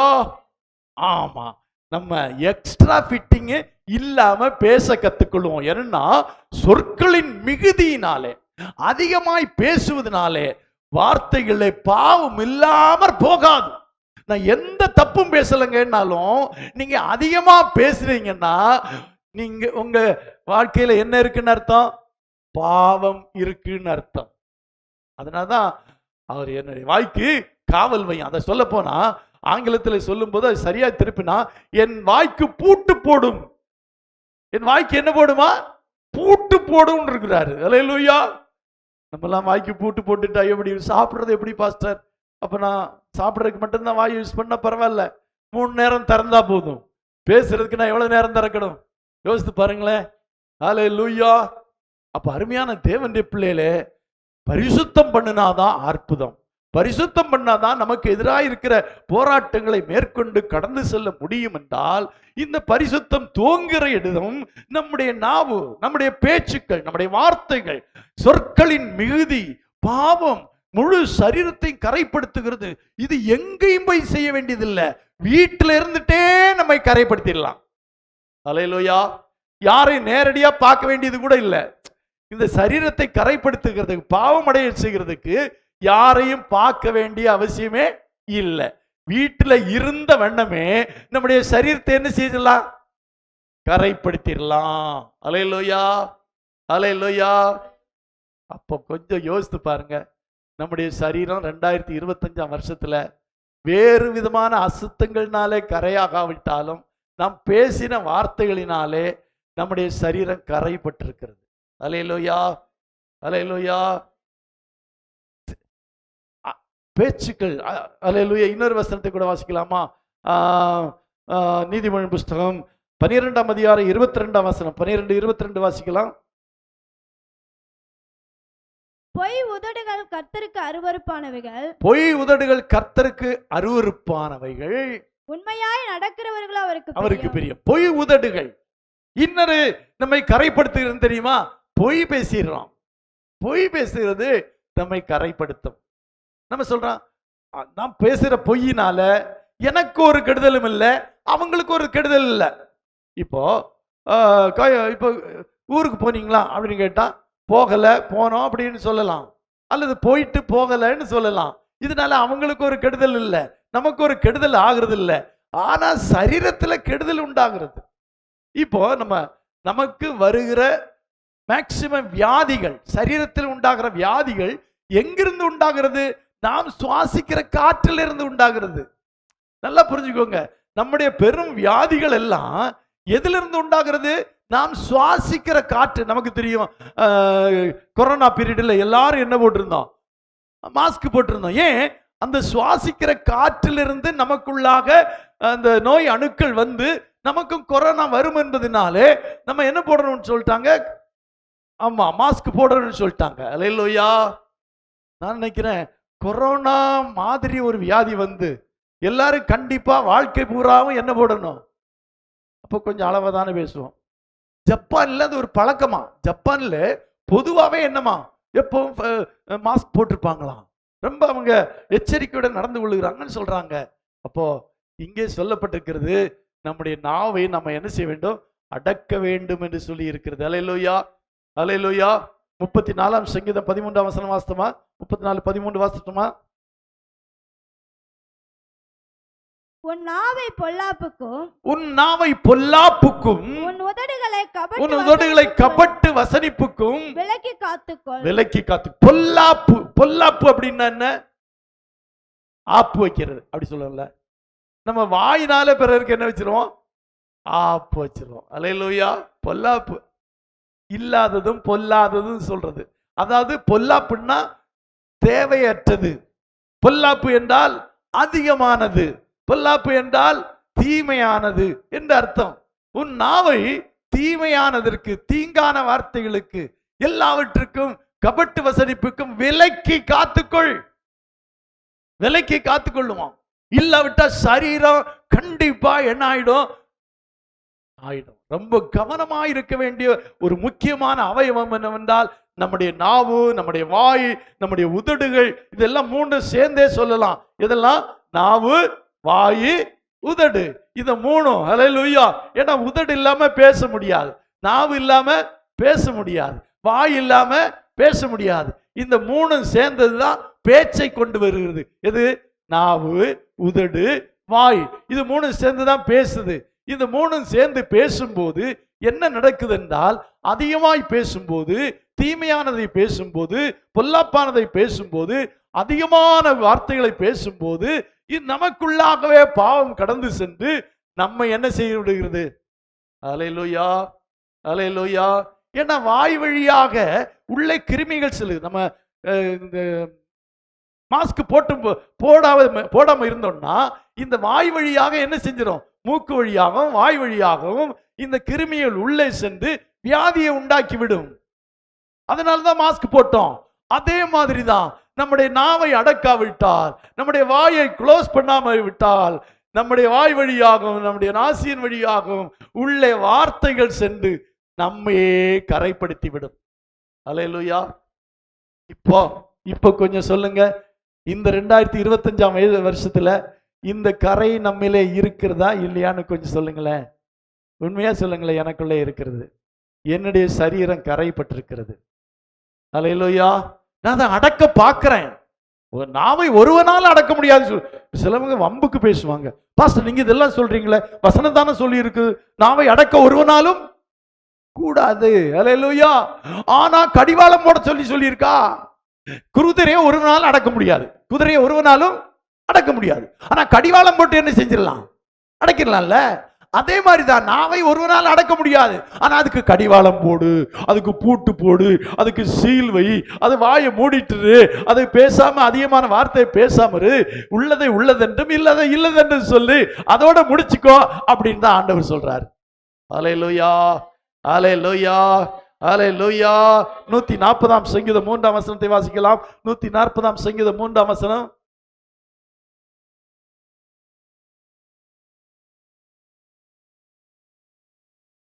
சர்ப்பத்தை போல் தங்கள் நாவை கூர்மையாக்குகிறார்கள். அல்லேலூயா.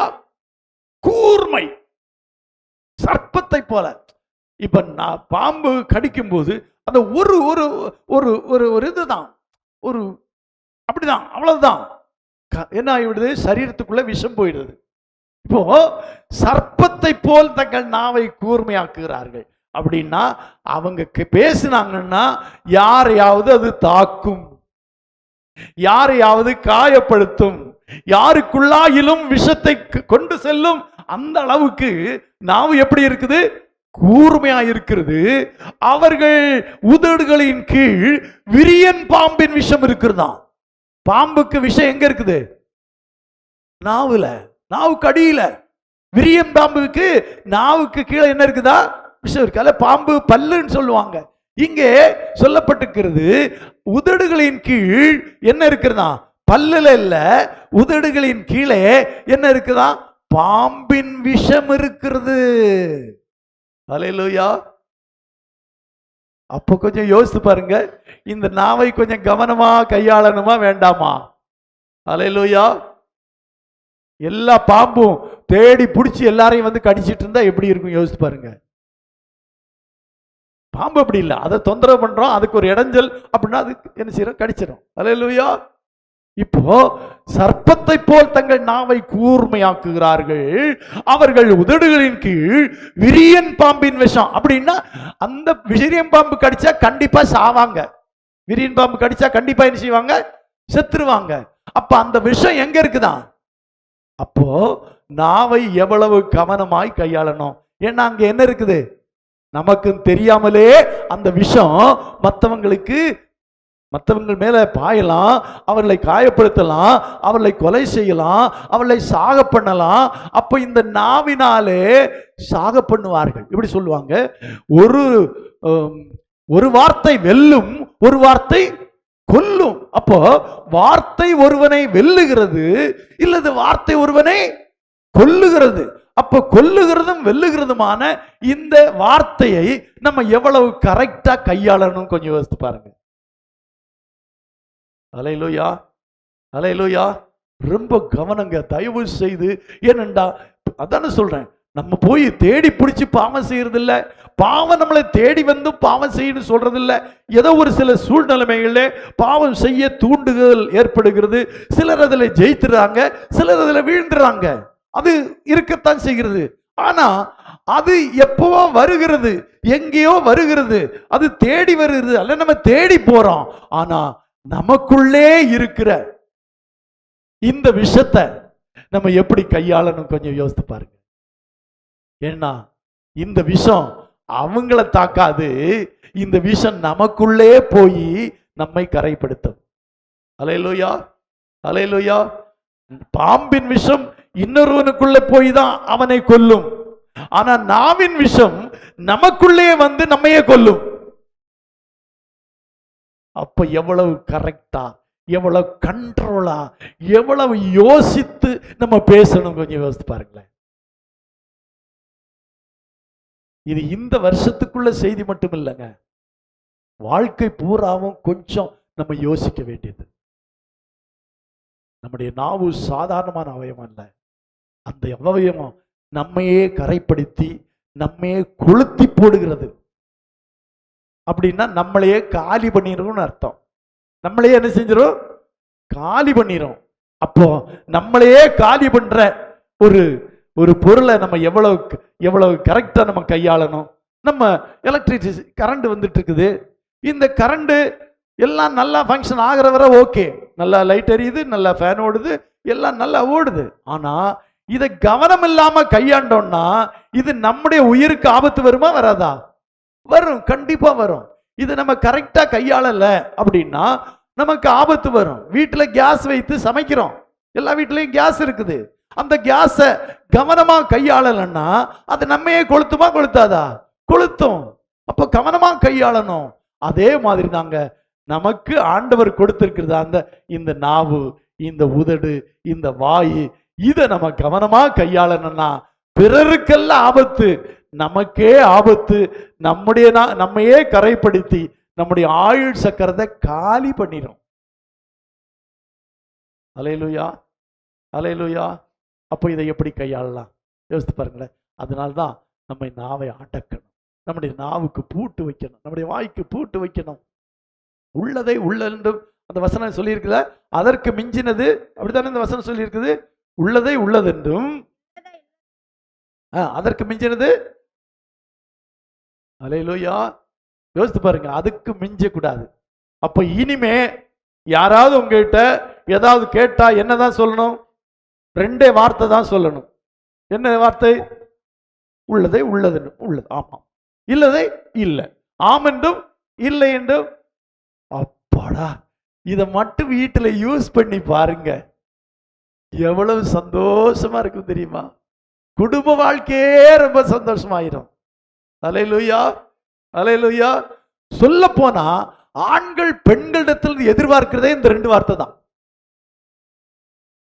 ஆண்கள் பெண்களிடத்தில் எதிர்பார்க்கிறது, வளவளான்னு பேசுற எந்த பொம்பளையும் கணவனுக்கு பிடிக்காது, எந்த கணவனுக்குமே பிடிக்காது.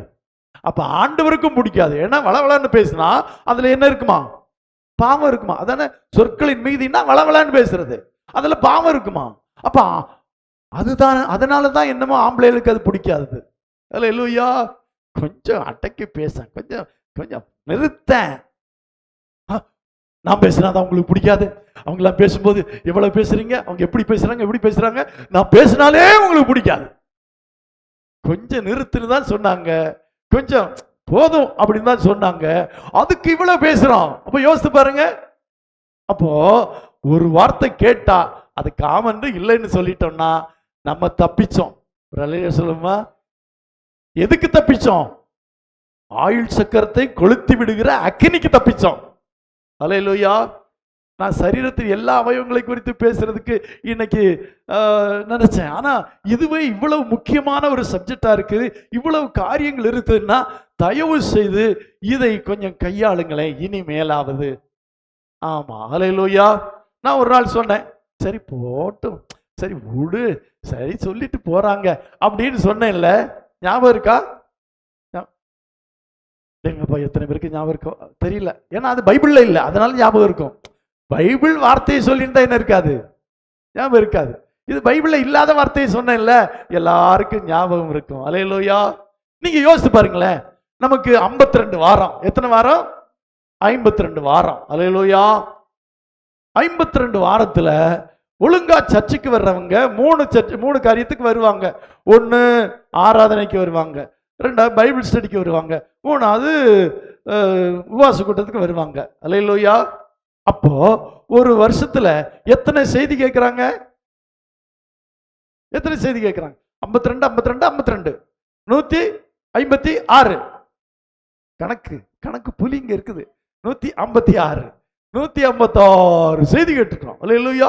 அதுக்கு மேல வீட்டு கூட்டம், அதுக்கு மேல டிவியில வர்ற செய்தி, எவ்வளவு செய்தி கேட்டிருக்கிறோம், நிறைய செய்தி கேட்டிருக்கிறோம். சரி, குறைஞ்சபட்சம் ஞாயிற்றுக்கிழமை கிறிஸ்தவனா இருந்தா குறைஞ்சபட்சம் 52 செய்தி கேட்டிருக்கிறோம். 52 செய்தி ஞாபகம் இருக்கிறது எத்தனை பேர் இருக்குங்க? 52 செய்தி எனக்கு ஞாபகம் இருக்கு. போன ஞாயிற்றுக்கிழமை சொன்ன செய்தி ஞாபகம் இருக்குதா? அதுல கொஞ்சம் இருக்கும், முழுசா ஞாபகம் இருக்காது. அந்த தலைப்பு, அந்த வசனம், அது மட்டும்தான் ஞாபகம் இருக்கும். அல்லேலூயா. ஏன் தெரியுமா? சாத்தான் அதை எடுத்து போடுகிறான். அப்படிதான் சொல்லி இருக்குது. சாத்தான் அந்த வசனத்தை எடுத்து போடுறான். அது இருந்துன்னா முளைக்கும், அது கனி கொடுக்கும். அதனால சாத்தான் எடுத்து போடுறான். அல்லேலூயா. அப்போ வசனத்தை கேட்டு அதை அப்படியே நம்ம திரும்ப திரும்ப யோசித்து அந்த வசனத்தை பைஹார்ட் பண்ணிடணும். உங்களுக்கு ஒண்ணு தெரியுமா? என்னென்ன காரியங்கள் ஞாபகம் இருக்கும், என்னென்ன காரியங்கள் ஞாபகம் இருக்கும் அப்படின்னா, உணர்ச்சி பூர்வமாக கேட்ட எல்லா வார்த்தைகளும் எப்படி இருக்கும்? ஞாபகமா இருக்கும். உணர்ச்சி பூர்வமா கேட்ட, அவங்க சொல்லும் போது எனக்கு அப்படியே புல்லரிச்சிச்சுங்க அப்படின்னு சொல்லுவாங்க. அந்த வார்த்தை மறக்குமா? மறக்கவே மறக்காது. ஏன்னா அதை உணர்ச்சி பூர்வமா கேட்டாங்க. உள்ளம் உணர்ச்சி அடைந்து, சரீரம் உணர்ச்சி அடைந்து அது கேட்கிறாங்க. அப்ப அது மறக்கவே மறக்காது. அப்ப தேவனுடைய செய்தி எப்படி கேட்கணும்? உணர்ச்சி பூர்வமா கேட்கணும். ஆமா, எனக்கு தான், ஓ நான் தான் அந்த பாவி, நான் தான் அந்த மனுஷன். அல்லேலூயா. அல்லேலூயா. எனக்குத்தான் அந்த வார்த்தை, ஓ என்னத்தான் பாவின்னு சொல்றாங்க, என்னத்தான் பொய்யன்னு சொன்னாரு அப்படின்னு உணர்ச்சி பூர்வமா கேளுங்க. இப்ப நான் சொல்றேன், பொய் சொன்னல அப்படிங்கிற. இப்ப அங்க ஒருத்தங்க உட்கார்ந்துட்டு என்ன பார்த்துதான் கையை நீட்டினாரு, அப்ப அது எனக்கு தான் அப்படின்னு உணர்ச்சி பூர்வமா கேட்டிருந்தாங்கன்னா அவங்க வாழ்க்கையில ஒரு நாளும் நான் இப்படி கை நீட்டுனது சொன்னது மறக்கவே மறக்காது. அப்ப உணர்ச்சி பூர்வமா கேட்கணும், உணர்ச்சியோடு கேட்கணும். உணர்ச்சியோடு கேட்டா அது மறக்கவே மறக்காது. அல்லேலூயா. சரி இருக்கட்டும், இப்ப அது நம்முடைய சப்ஜெக்ட் இல்லை. அப்ப என்ன சொல்ல விரும்புகிறேன் என்றால், நம்முடைய வாழ்க்கையில அற்புதங்களை பெறணும். ஆண்டவர் அற்புதங்களை செய்ய காத்துட்டு இருக்கிறாரு. உன்னை அற்புதம் காண செய்வேன்னு சொல்லி இருக்கிறாரு. உனக்கு ஒரு அற்புதம் செய்வேன்னு சொல்லி இருக்கிறார். நம்முடைய தேவனுடைய பேரே அற்புதங்கள். அவர் அதிசயமானவர். அவர் நம்முடைய வாழ்க்கையில அதிசயங்களை செய்ய போதுமானவராயிருக்கிறார், செய்வதற்கு ஆயத்தமாயிருக்கிறார். ஆனா இது நமக்கு நடக்கணும்னா அதுக்கு முன்ன ஒண்ணு வேணும், பரிசுத்தம் பண்ணணும். அல்லேலூயா. நமக்கு எதிராக பல பிரச்சனைகள் இருக்கிறது. யோர்தான் பிரவாகித்து வருகிற இது போன்ற பிரச்சனைகள். என்ன செய்யறதுன்னே தெரியல, எப்படி இதை கடந்து போவேன்னே தெரியல, எப்படி இதை சரி செய்வேன்னு தெரியல. அப்படி ஒரு பிரச்சனை இருக்குது. அதை சரி செய்யணும்னா அதுக்கு நம்மை பரிசுத்தப்படணும். அல்லேலூயா. அந்த பரிசுத்தம் நடந்தாதான் ஆண்டவர் நமக்கு என்ன செய்ய முடியும், அற்புதம் செய்ய முடியும். அல்லேலூயா. அப்போ நம்முடைய சரீரத்துல அது என்ன கரைப்படுத்தி இருந்தா நம்ம என்ன செய்ய முடியாது. அல்லேலூயா. அப்போ இரண்டாவது, கைகள். பாவம் செய்வதிலே கைகளுக்கு ஒரு பெரிய இடம் இருக்கிறது. கை பாவம் அப்படின்னு சொல்றதா நம்ம ஒரு காரியத்தை பார்க்கிறோம், அதுவும் பாவம் தான், இல்லைன்னு சொல்றதுக்கு இல்லை. ஒருவனை ஒரு ஸ்திரியை இச்சையுடனே பார்க்கிறவனும் தன் இருதயத்தில் என்ன செய்தாயிடுச்சு, பார்க்கறதுல பாவம் ஏற்படுகிறது, இல்லைன்னு சொல்லல. ஆனா இந்த கைகள் இல்லாம பாவம் செய்யறது கொஞ்சம் கஷ்டமான காரியம். அப்போ இந்த கைகளினாலே பாவம் செய்கிற இந்த காரியத்துக்கு இருந்து நம்முடைய கையை பாதுகாக்கணும். அல்லேலூயா. யோபு சொல்றாரு 11ஆம் அதிகாரம் 14ஆம் வசனத்திலே சொல்றாரு. யோபு 11:14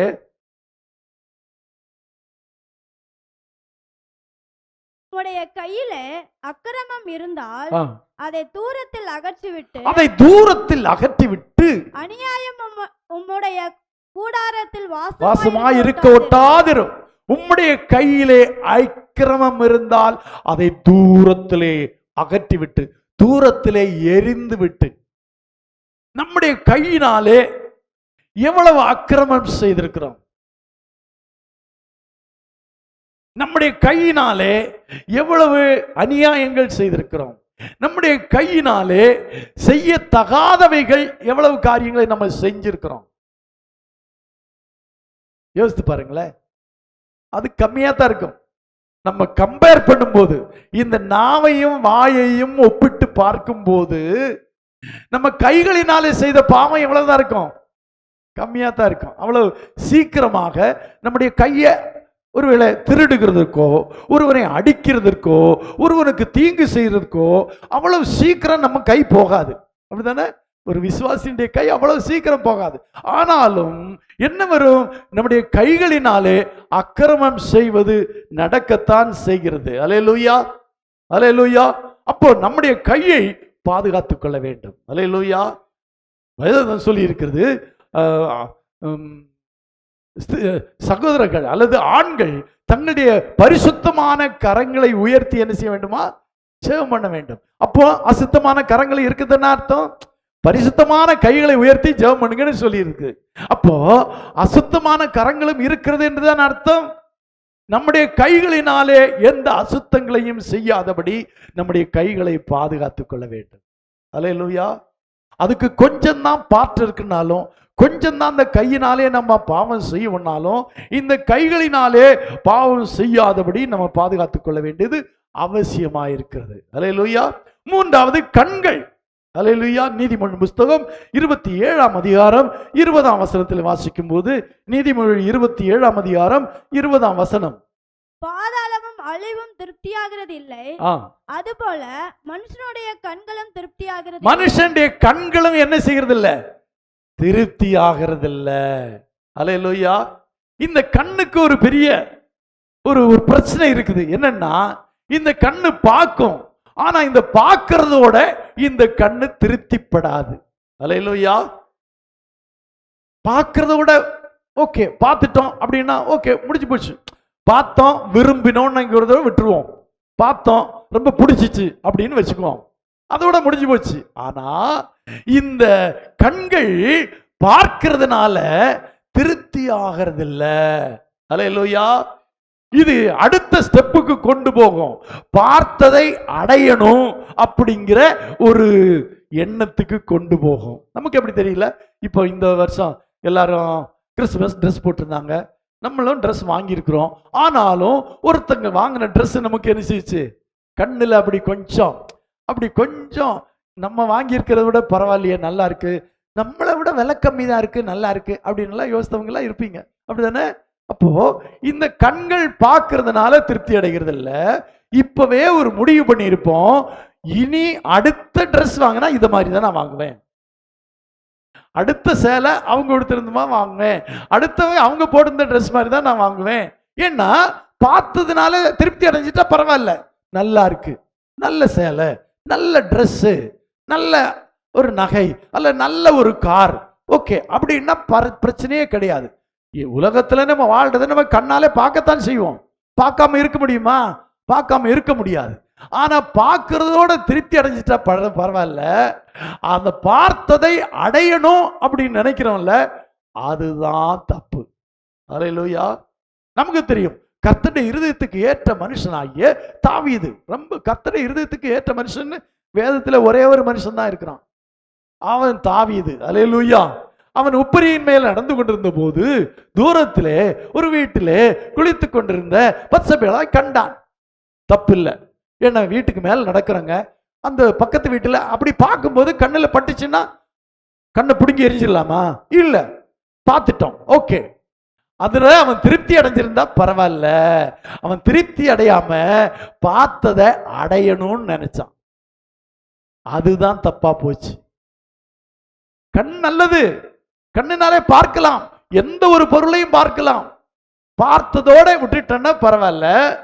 அந்த பார்த்ததை நானும் அடையணும், நானும் வாங்கணும், எனக்கு அது வேணும், அல்லது அதை நான் அடையணும் அப்படிங்கிற எண்ணம் ஏற்பட்டு அந்த திருப்தி அடையாம அதை அடைகிற வரையிலும் ஏக்கமும் பெருமூச்சுமாக இருக்கிறோம், அல்லது அடைந்து விடுகிறோம் அப்படின்னா அதுதான் தப்பு. அல்லேலூயா, அல்லேலூயா, அல்லேலூயா. அதனால்தான் ஆண்டவர் சொன்னாரு, அல்லேலூயா. பிரசங்கின் புஸ்தகம் 2ஆம் அதிகாரம் 10ஆம் வசனத்தை வாசிக்கிறோம். பிரசங்கின் புஸ்தகம் 2:10 பிரசங்கி சொல்றாரு, என் கண்கள் இச்சித்தவைகளில் ஒன்றையும், என் கண்களில் இச்சித்தவைகள் ஒன்றையும் நான் அவைகளுக்கு தடை பண்ணவில்லை, நான் அவைகளுக்கு தடை பண்ணவில்லை. அல்லேலூயா. உன்னை பார்த்துட்டா அதை அடைஞ்சே தீரணும், அதை வாங்கியே தீரணும் அப்படின்னு இருக்குது பாத்தீங்களா? அல்லேலூயா, அல்லேலூயா. இதுதான் தவறான ஒரு காரியம். இந்த தவறை நம்ம செய்யக்கூடாது. இந்த தவறை செய்யும் போது என்ன நடக்கிறது என்றால், நாம் பாவத்திற்குட்படுகிறோம்.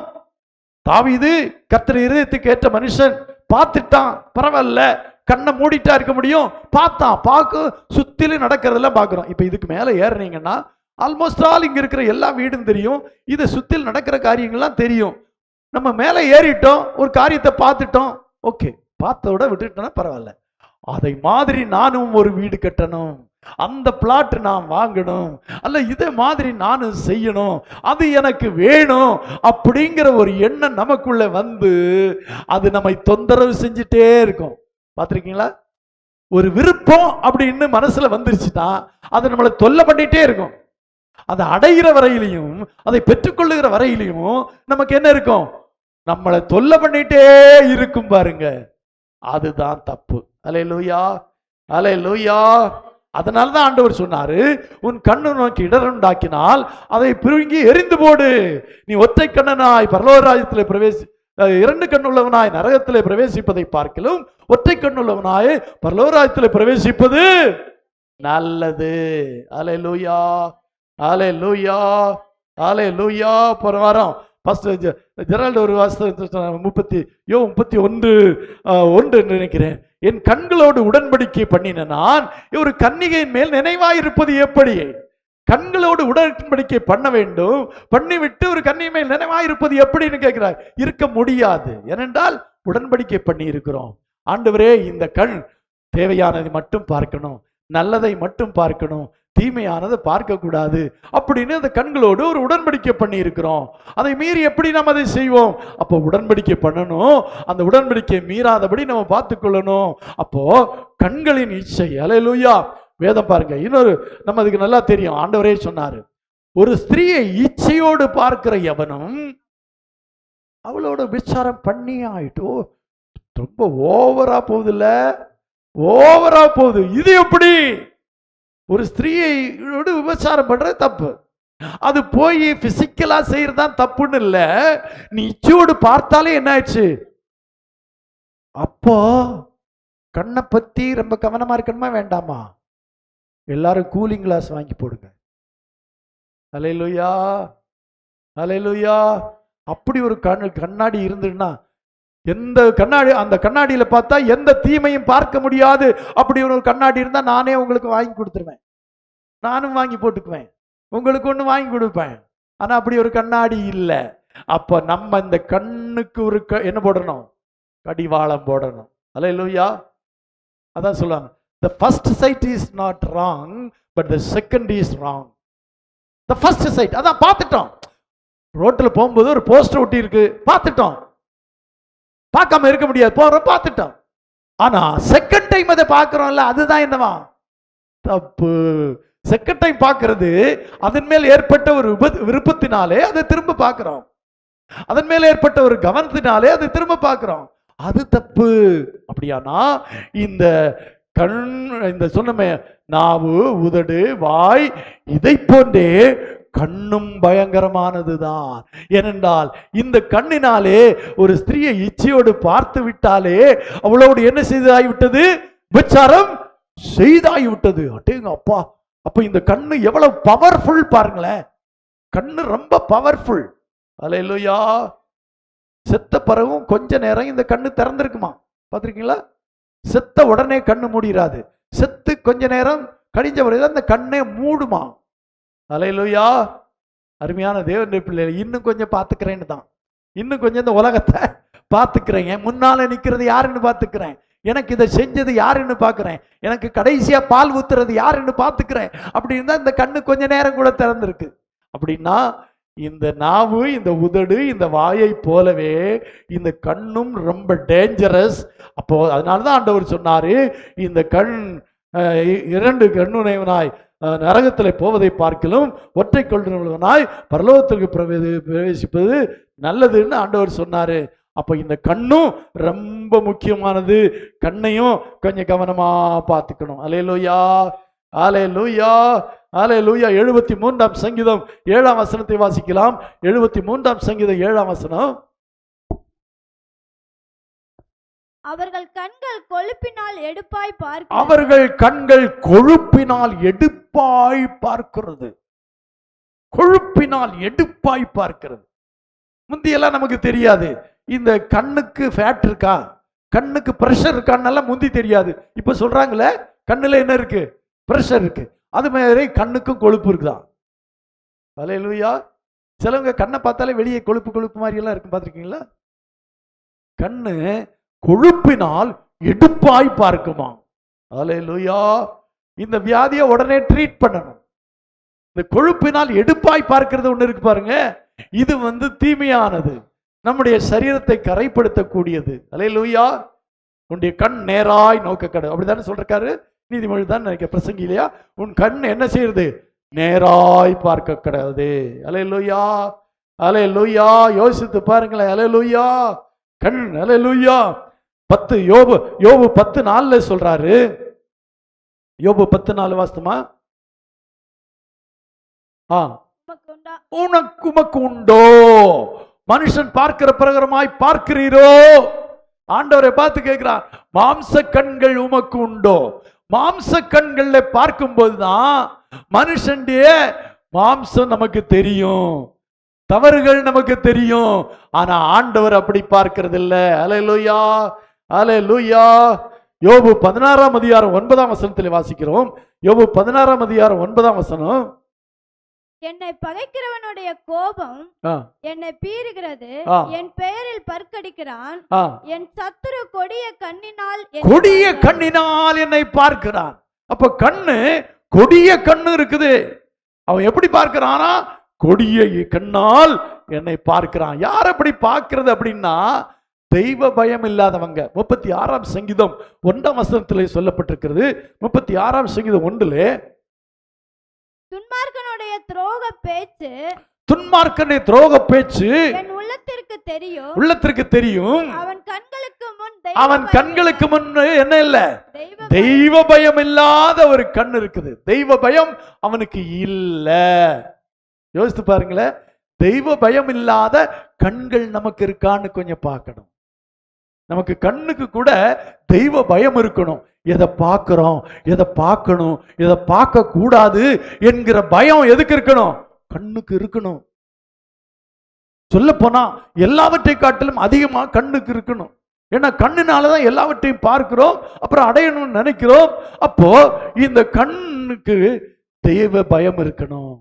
அல்லேலூயா, அல்லேலூயா. தெய்வ பயம் இருந்தாதாங்க எதை பார்க்கணும், எதை பார்க்க கூடாது, எதை செய்யணும், எதை செய்யக்கூடாதுன்னு நமக்கு தெரியும். அல்லேலூயா. அதனால இந்த கண்ணை என்ன செய்யணும்? ரொம்ப தெய்வ பயமுள்ள கண்ணாக ஆண்டவர்கிட்ட சொல்லணும். ஆண்டவரே, எனக்கு மட்டும் இல்ல, என் கண்ணுக்கும் என்ன கொடும்? தெய்வ பயத்தை கொடு ஆண்டவரே.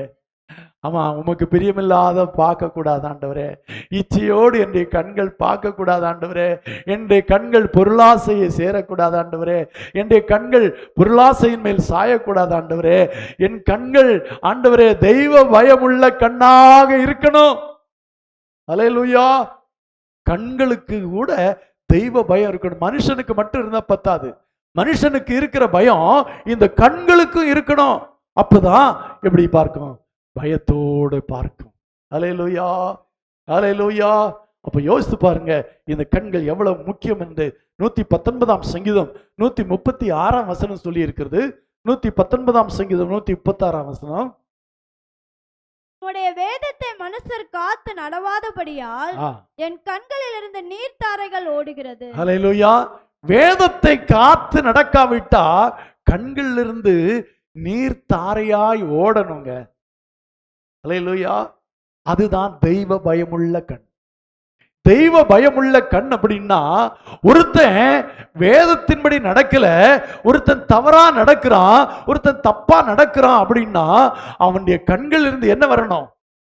நீர்த்தாரை வரணும். அதுக்கு தான் ஆண்டவர் கண்ணை கொடுத்திருக்கிறார். அல்லேலூயா. ஆண்டவரே, இப்படியெல்லாம் பாவம் செய்யறாங்களே, இப்படியெல்லாம் தெய்வ பயம் இல்லாம நடக்கிறாங்களே, இப்படியெல்லாம் அக்கிரமம் செய்யறாங்களே, இப்படியெல்லாம் அநியாயம் செய்யறாங்களே அப்படின்னு நம்முடைய கண்கள் இருந்து என்ன வரணும்? நீர் தாரை தாரையாய், நீர் தாரைகள் ஓடுகிறது. ஒரு சொட்டு கண்ணீர் வர்றது பத்தி அது சொல்லல. ஒரு சொட்டு கண்ணீர் விட்டேன், என் கண்கள்ல கண்ணீர் வந்துச்சு அப்படின்னு இல்ல, நீர் தாரைகள் ஓடணும். அல்லேலூயா, அல்லேலூயா. அதுதான் தெய்வ பயமுள்ள கண்கள். தெய்வ பயம் இல்லாம ஒருத்தன் நடக்கிறான் அப்படின்னு நம்ம பார்த்த உடனே, கண்ட உடனே நம்முடைய கண்களை கண்ணீர் நீர்த்தாரைகள் வரணும். ஆண்டவரே, இவன் நமக்கு பிரியமில்லாதபடி நடக்கிறானே, இவன் நரகத்துக்கு பாத்திரனா இருக்கிறானே, இவன் அக்கினிக்கு போவானே என்று நினைத்து நம்முடைய கண்கள்ல என்ன வரணும்? நீர்த்தாரைகள் வரணும். அது யாருக்கு தான் வரணும்? தெய்வ பயமுள்ள கண்கள் உடையவனுக்கு. கண்களிலே யார் யாருக்கு தெய்வ பயம் இருக்கிறதோ அவர்கள் கண்களிலே ஒருவன் தெய்வ பயம் இல்லாமல் நடக்கும் போது அவனுடைய கண்களில் என்ன வரும்? நீர்த்தாரைகள் வரும். 25ஆம் சங்கீதம் 16 சொல்லப்பட்டிருக்கிறது. 25ஆம் சங்கீதம் 16ஆம் வசனம். என் மேல் நோக்கமாகி எனக்கு இறங்கும், என் கண்கள் எப்போதும் கர்த்தரை நோக்கி கொண்டிருக்கிறது. என் கண்கள் எப்போதும் கர்த்தரை, எந்த வசனம்? 15. என் கண்கள் எப்போதும் கர்த்தரை நோக்கி கொண்டிருக்கின்றன. அல்லேலூயா. இந்த கண் பொல்லாததை பார்க்க கூடாது இருக்க வேண்டுமானால் நம்முடைய கண்கள் எப்போதும் யாரை நோக்கி இருக்கணும்? கர்த்தரை நோக்கி கொண்டிருக்கணும். அல்லேலூயா.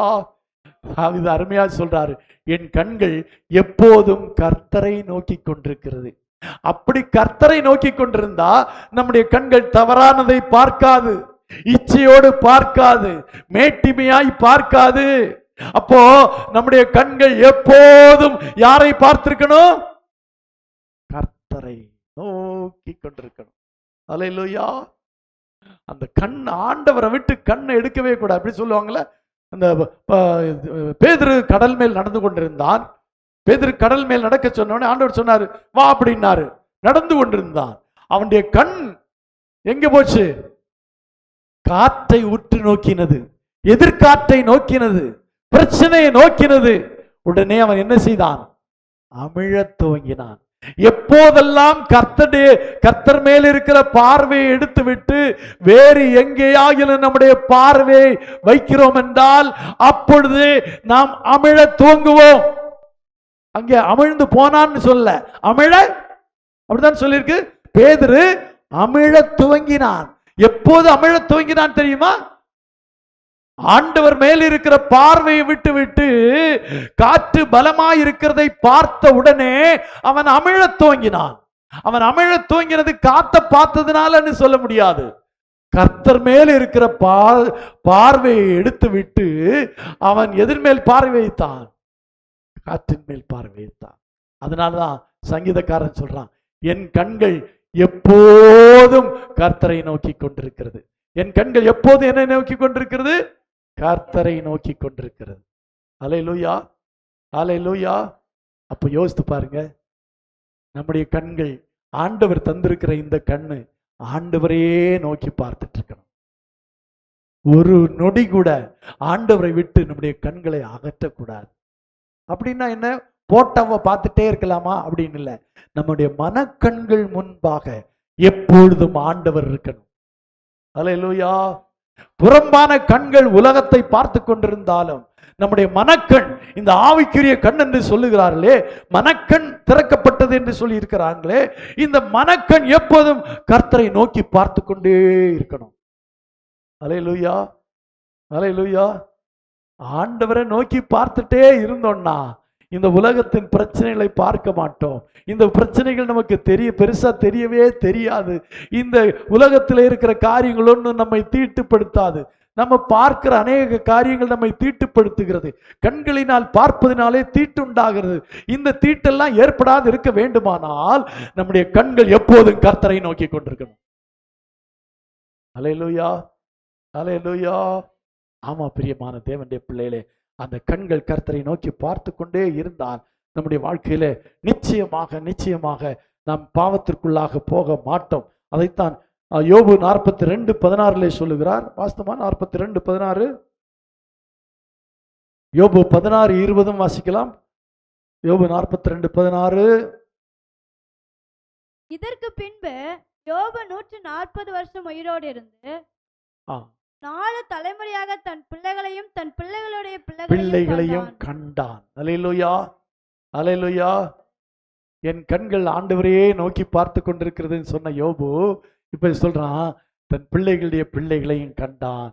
யாரொருவன் ஆண்டவர் மேலே பார்வை வைத்திருக்கிறானோ, ஆண்டவரே நோக்கி கொண்டிருக்கிறானோ, என் கண்கள் அவரை காணும்னு சொன்னான் யோபு. அப்படித்தானே? நான் செத்த பின்பு கூட என் கண்கள் அவரை காணும்னு சொன்னானே. அப்படி நான் ஆண்டவரே நோக்கி கொண்டிருந்தான் அல்லவா? அவன் அப்படி சொன்னதுனாலே அவன் தன் பிள்ளைகளுடைய பிள்ளைகளையும் கண்டான். அல்லேலூயா.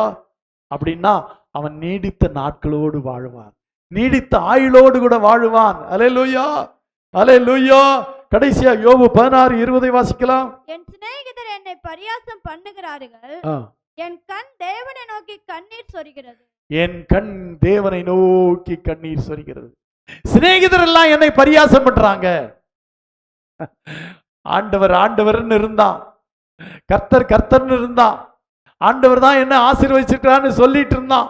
இப்ப எல்லாமே போச்சு அப்படின்னு எல்லாரும் பரியாசம் பண்ணும் போது அவனுடைய கண்கள் தேவனை நோக்கி கண்ணீர் சொரிந்தது.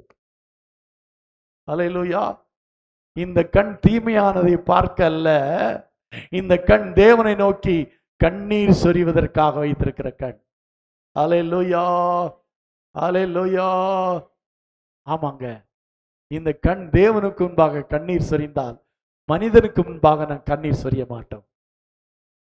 நிறைய பேரை பார்த்திருக்கிறேன், ஆண்டவர்கிட்ட ஜனங்கள்கிட்ட யார்ட்டையாவது ஒரு கஷ்டத்தை சொல்லும் போது அழுதுருவாங்க. ஒரு கஷ்டத்தை சொல்றாங்க, ஒரு பிரச்சனையை சொல்றாங்கன்னா அழுதுருவாங்க, கண்ணீர் வடியும். ஆனா ஆண்டவர்கிட்ட ஜெபம் பண்ணும் போது மட்டும் கண்ணீரே வர்றதில்லை. அப்படின்னா நம்முடைய கண்கள்ல தேவ பயம் இல்லைன்னு அர்த்தம், நம்முடைய கண்கள் சரியில்லைன்னு அர்த்தம். ஆண்டவருக்கு முன்பாக இங்கே என் கண் தேவனை நோக்கி கண்ணீர் சொரிகிறது என்று சொல்லுகிறானே, அந்த அனுபவம் இருந்தால் நம்முடைய வாழ்க்கையை மீண்டும் ஆண்டவர் கட்டி எழுப்புவார். ஆண்டவர் மீண்டும் நம்மை ரெட்டிப்பாய் ஆசீர்வதிப்பார். அல்லேலூயா, அல்லேலூயா. என்றால் யோபுவை கர்த்தர் 2 தனியாய் ஆசீர்வதித்தார். அல்லேலூயா, அல்லேலூயா. அதனால்தான் கடைசியா சொல்லி முடிப்போம். 121ஆம் சங்கீதத்தின் 1ஆம் வசனம் சொல்லி இருக்கிறது. 121:1 சொல்லி இருக்கிறது, எனக்கு ஒத்தாசை வரும் பர்வதங்களுக்கு நேராக, எனக்கு ஒத்தாசை வரும் பர்வதங்களுக்கு நேராக என் கண்களை ஏறெடுப்பேன். அல்லேலூயா. இந்த கண்கள் எதற்காக என்றால் நமக்கு ஒத்தாசை வரும் பர்வதங்களுக்கு நேராக ஏறெடுப்பதற்கான கண்கள். அல்லேலூயா. நமக்கு ஒத்தாசை ஒரு இடத்துல இருந்து தாங்க வரும், வேற எங்கிருந்து வராது. எங்கிருந்து வரும்னு நினைச்சீங்கன்னா ஏமாந்து போயிருவீங்க. எங்கிருந்தாவது வரும்னு நினைச்சா அது நீங்க தவறா போயிருவீங்க, நீங்க நிச்சயமா வெட்கப்பட்டுருவீங்க.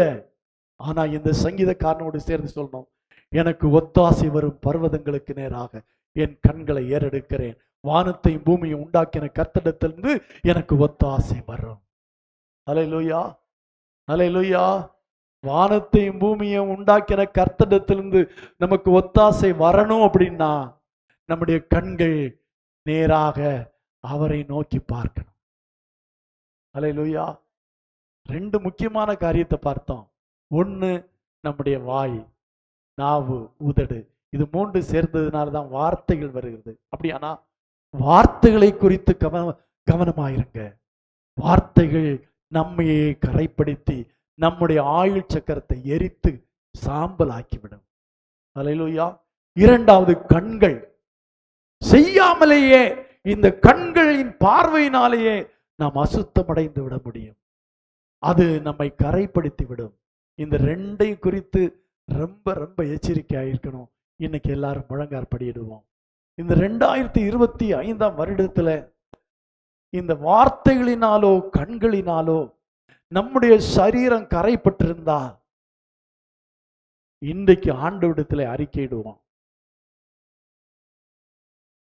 கண்களின் நீச்சை ஜீவனத்தின் பெருமை. கண்களின் நீச்சை என்பது ஒரு மிகப்பெரிய பாவம். அது இச்சை என்று சொல்லுகிறது மனிதர்கள் மேலே மட்டுமல்ல,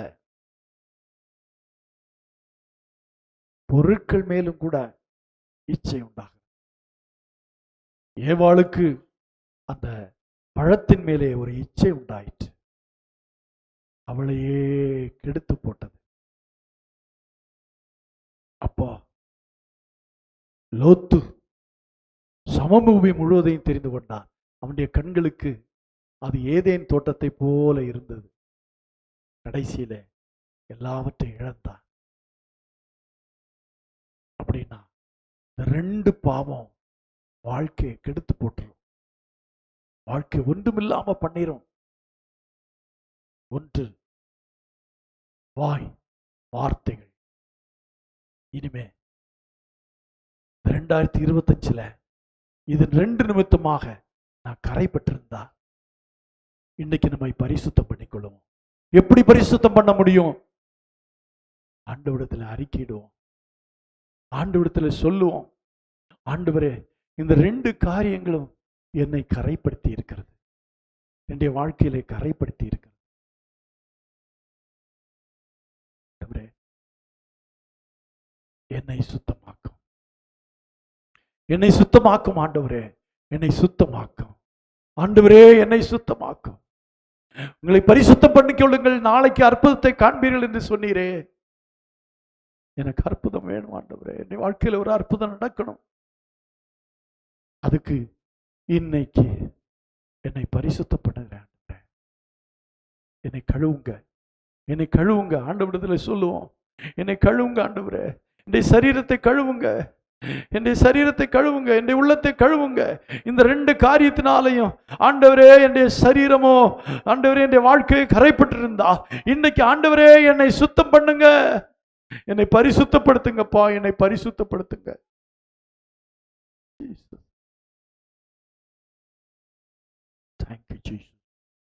நன்றி கர்த்தாவே. உடைய பாவங்கள் ரத்தாம்பரம் போல சிவப்பாயிருந்தாலும் பஞ்சை போல வெண்மை ஆக்குவேன்னு சொல்லி இருக்கிறார். அப்படி வெண்மை ஆனாதான் வாழ்க்கையில அற்புதம் நடக்கும். அப்படி வெண்மை ஆனாதான் நமக்கு எதிராக இருக்கிற யோர்தானங்களை கடக்க முடியும். எத்தனை பேர் அந்த நிச்சயத்தோட திரும்பி போறீங்களோ எனக்கு தெரியல. அப்படி நிச்சயத்தோடு திரும்பி போறவங்களுக்கு மட்டும்தான் அற்புதம் நடக்கும். மட்டுமல்ல, 2026 வருடத்துல இந்த கரையோடு கூட நம்ம பிரவேசிக்க வேண்டாம். இந்த பாவ கரைகளிலிருந்து விடுதலை பெற்றவர்களாக, சுகமடைந்தவர்களாக, கழுவப்பட்டவர்களாக 2026க்குள்ளே நாம் பிரவேசிப்போம். Thank you Jesus.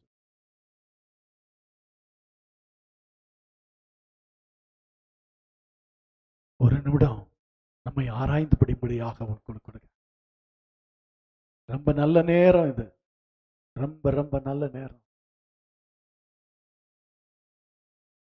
ஹல்லேலூயா. ஸ்தோத்திரம் ஆண்டவரே, ஸ்தோத்திரம். ஆண்டவரத்தில் அறிக்கையிடுவோமா?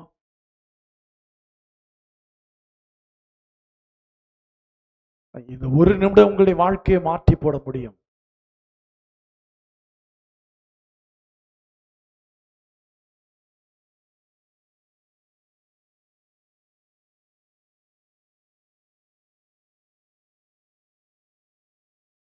ஹல்லேலூயா, ஹல்லேலூயா.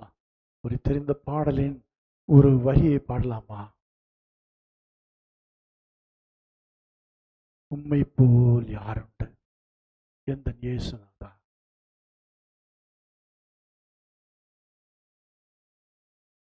உம்மை போல் யாருண்டு எந்த இயேசுநாதா, இந்த பார்தலத்தில் உம்மை போல் யாருண்டு, உம்மை போல் யாருண்டு எந்த இயேசுநாதா, இந்த பார்தலத்தில் உம்மை போல் யாருண்டு.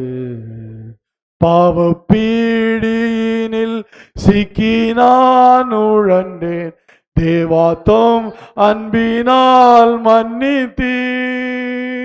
பாவ பீடியினில் சிக்கி நான் உழண்டேன், தேவாத்தம் அன்பினால் மன்னித்தீர்.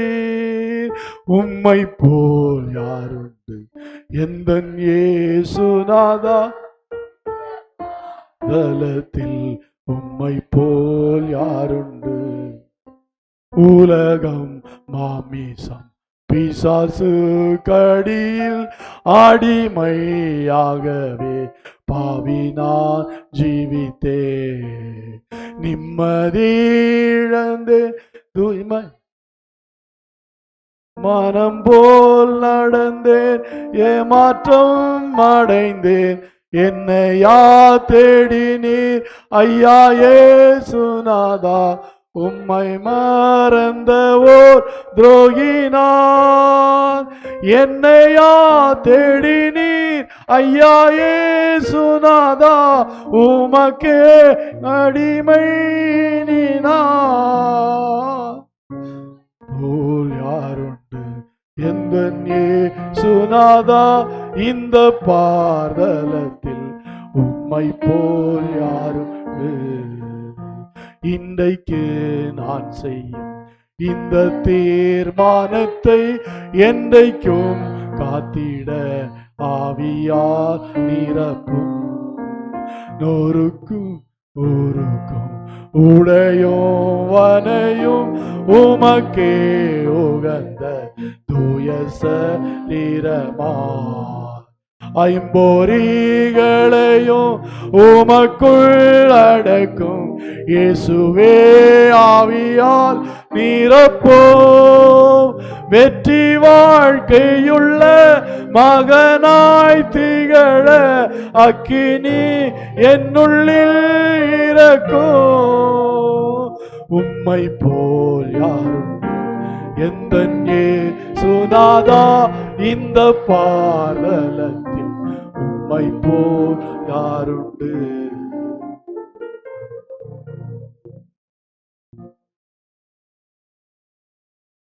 இன்றைக்கு நான் செய்யும் இந்த தீர்மானத்தில், ஆண்டவரே,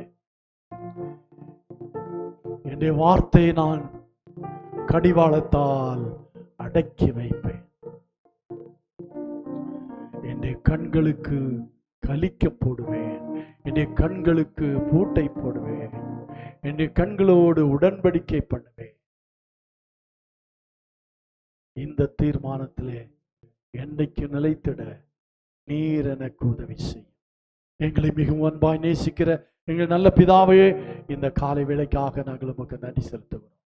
இந்த 25ஆம் வருடத்தின் முடிவு பகுதியிலே வந்திருக்கிறதான் நாங்கள் எங்களுடைய ஆண்டவரே வாழ்க்கையில் இருக்கிறதான இந்த கரைகள் எல்லாம் அகன்று போகத்தக்கதாக எங்களை பரிசுத்தம் பண்ணி நாங்கள் அதிசயத்தை அற்புதத்தை பெற்றுக்கொள்ளத்தக்கதாக கர்த்தர் எங்களுக்கு உதவி செய்வீராக.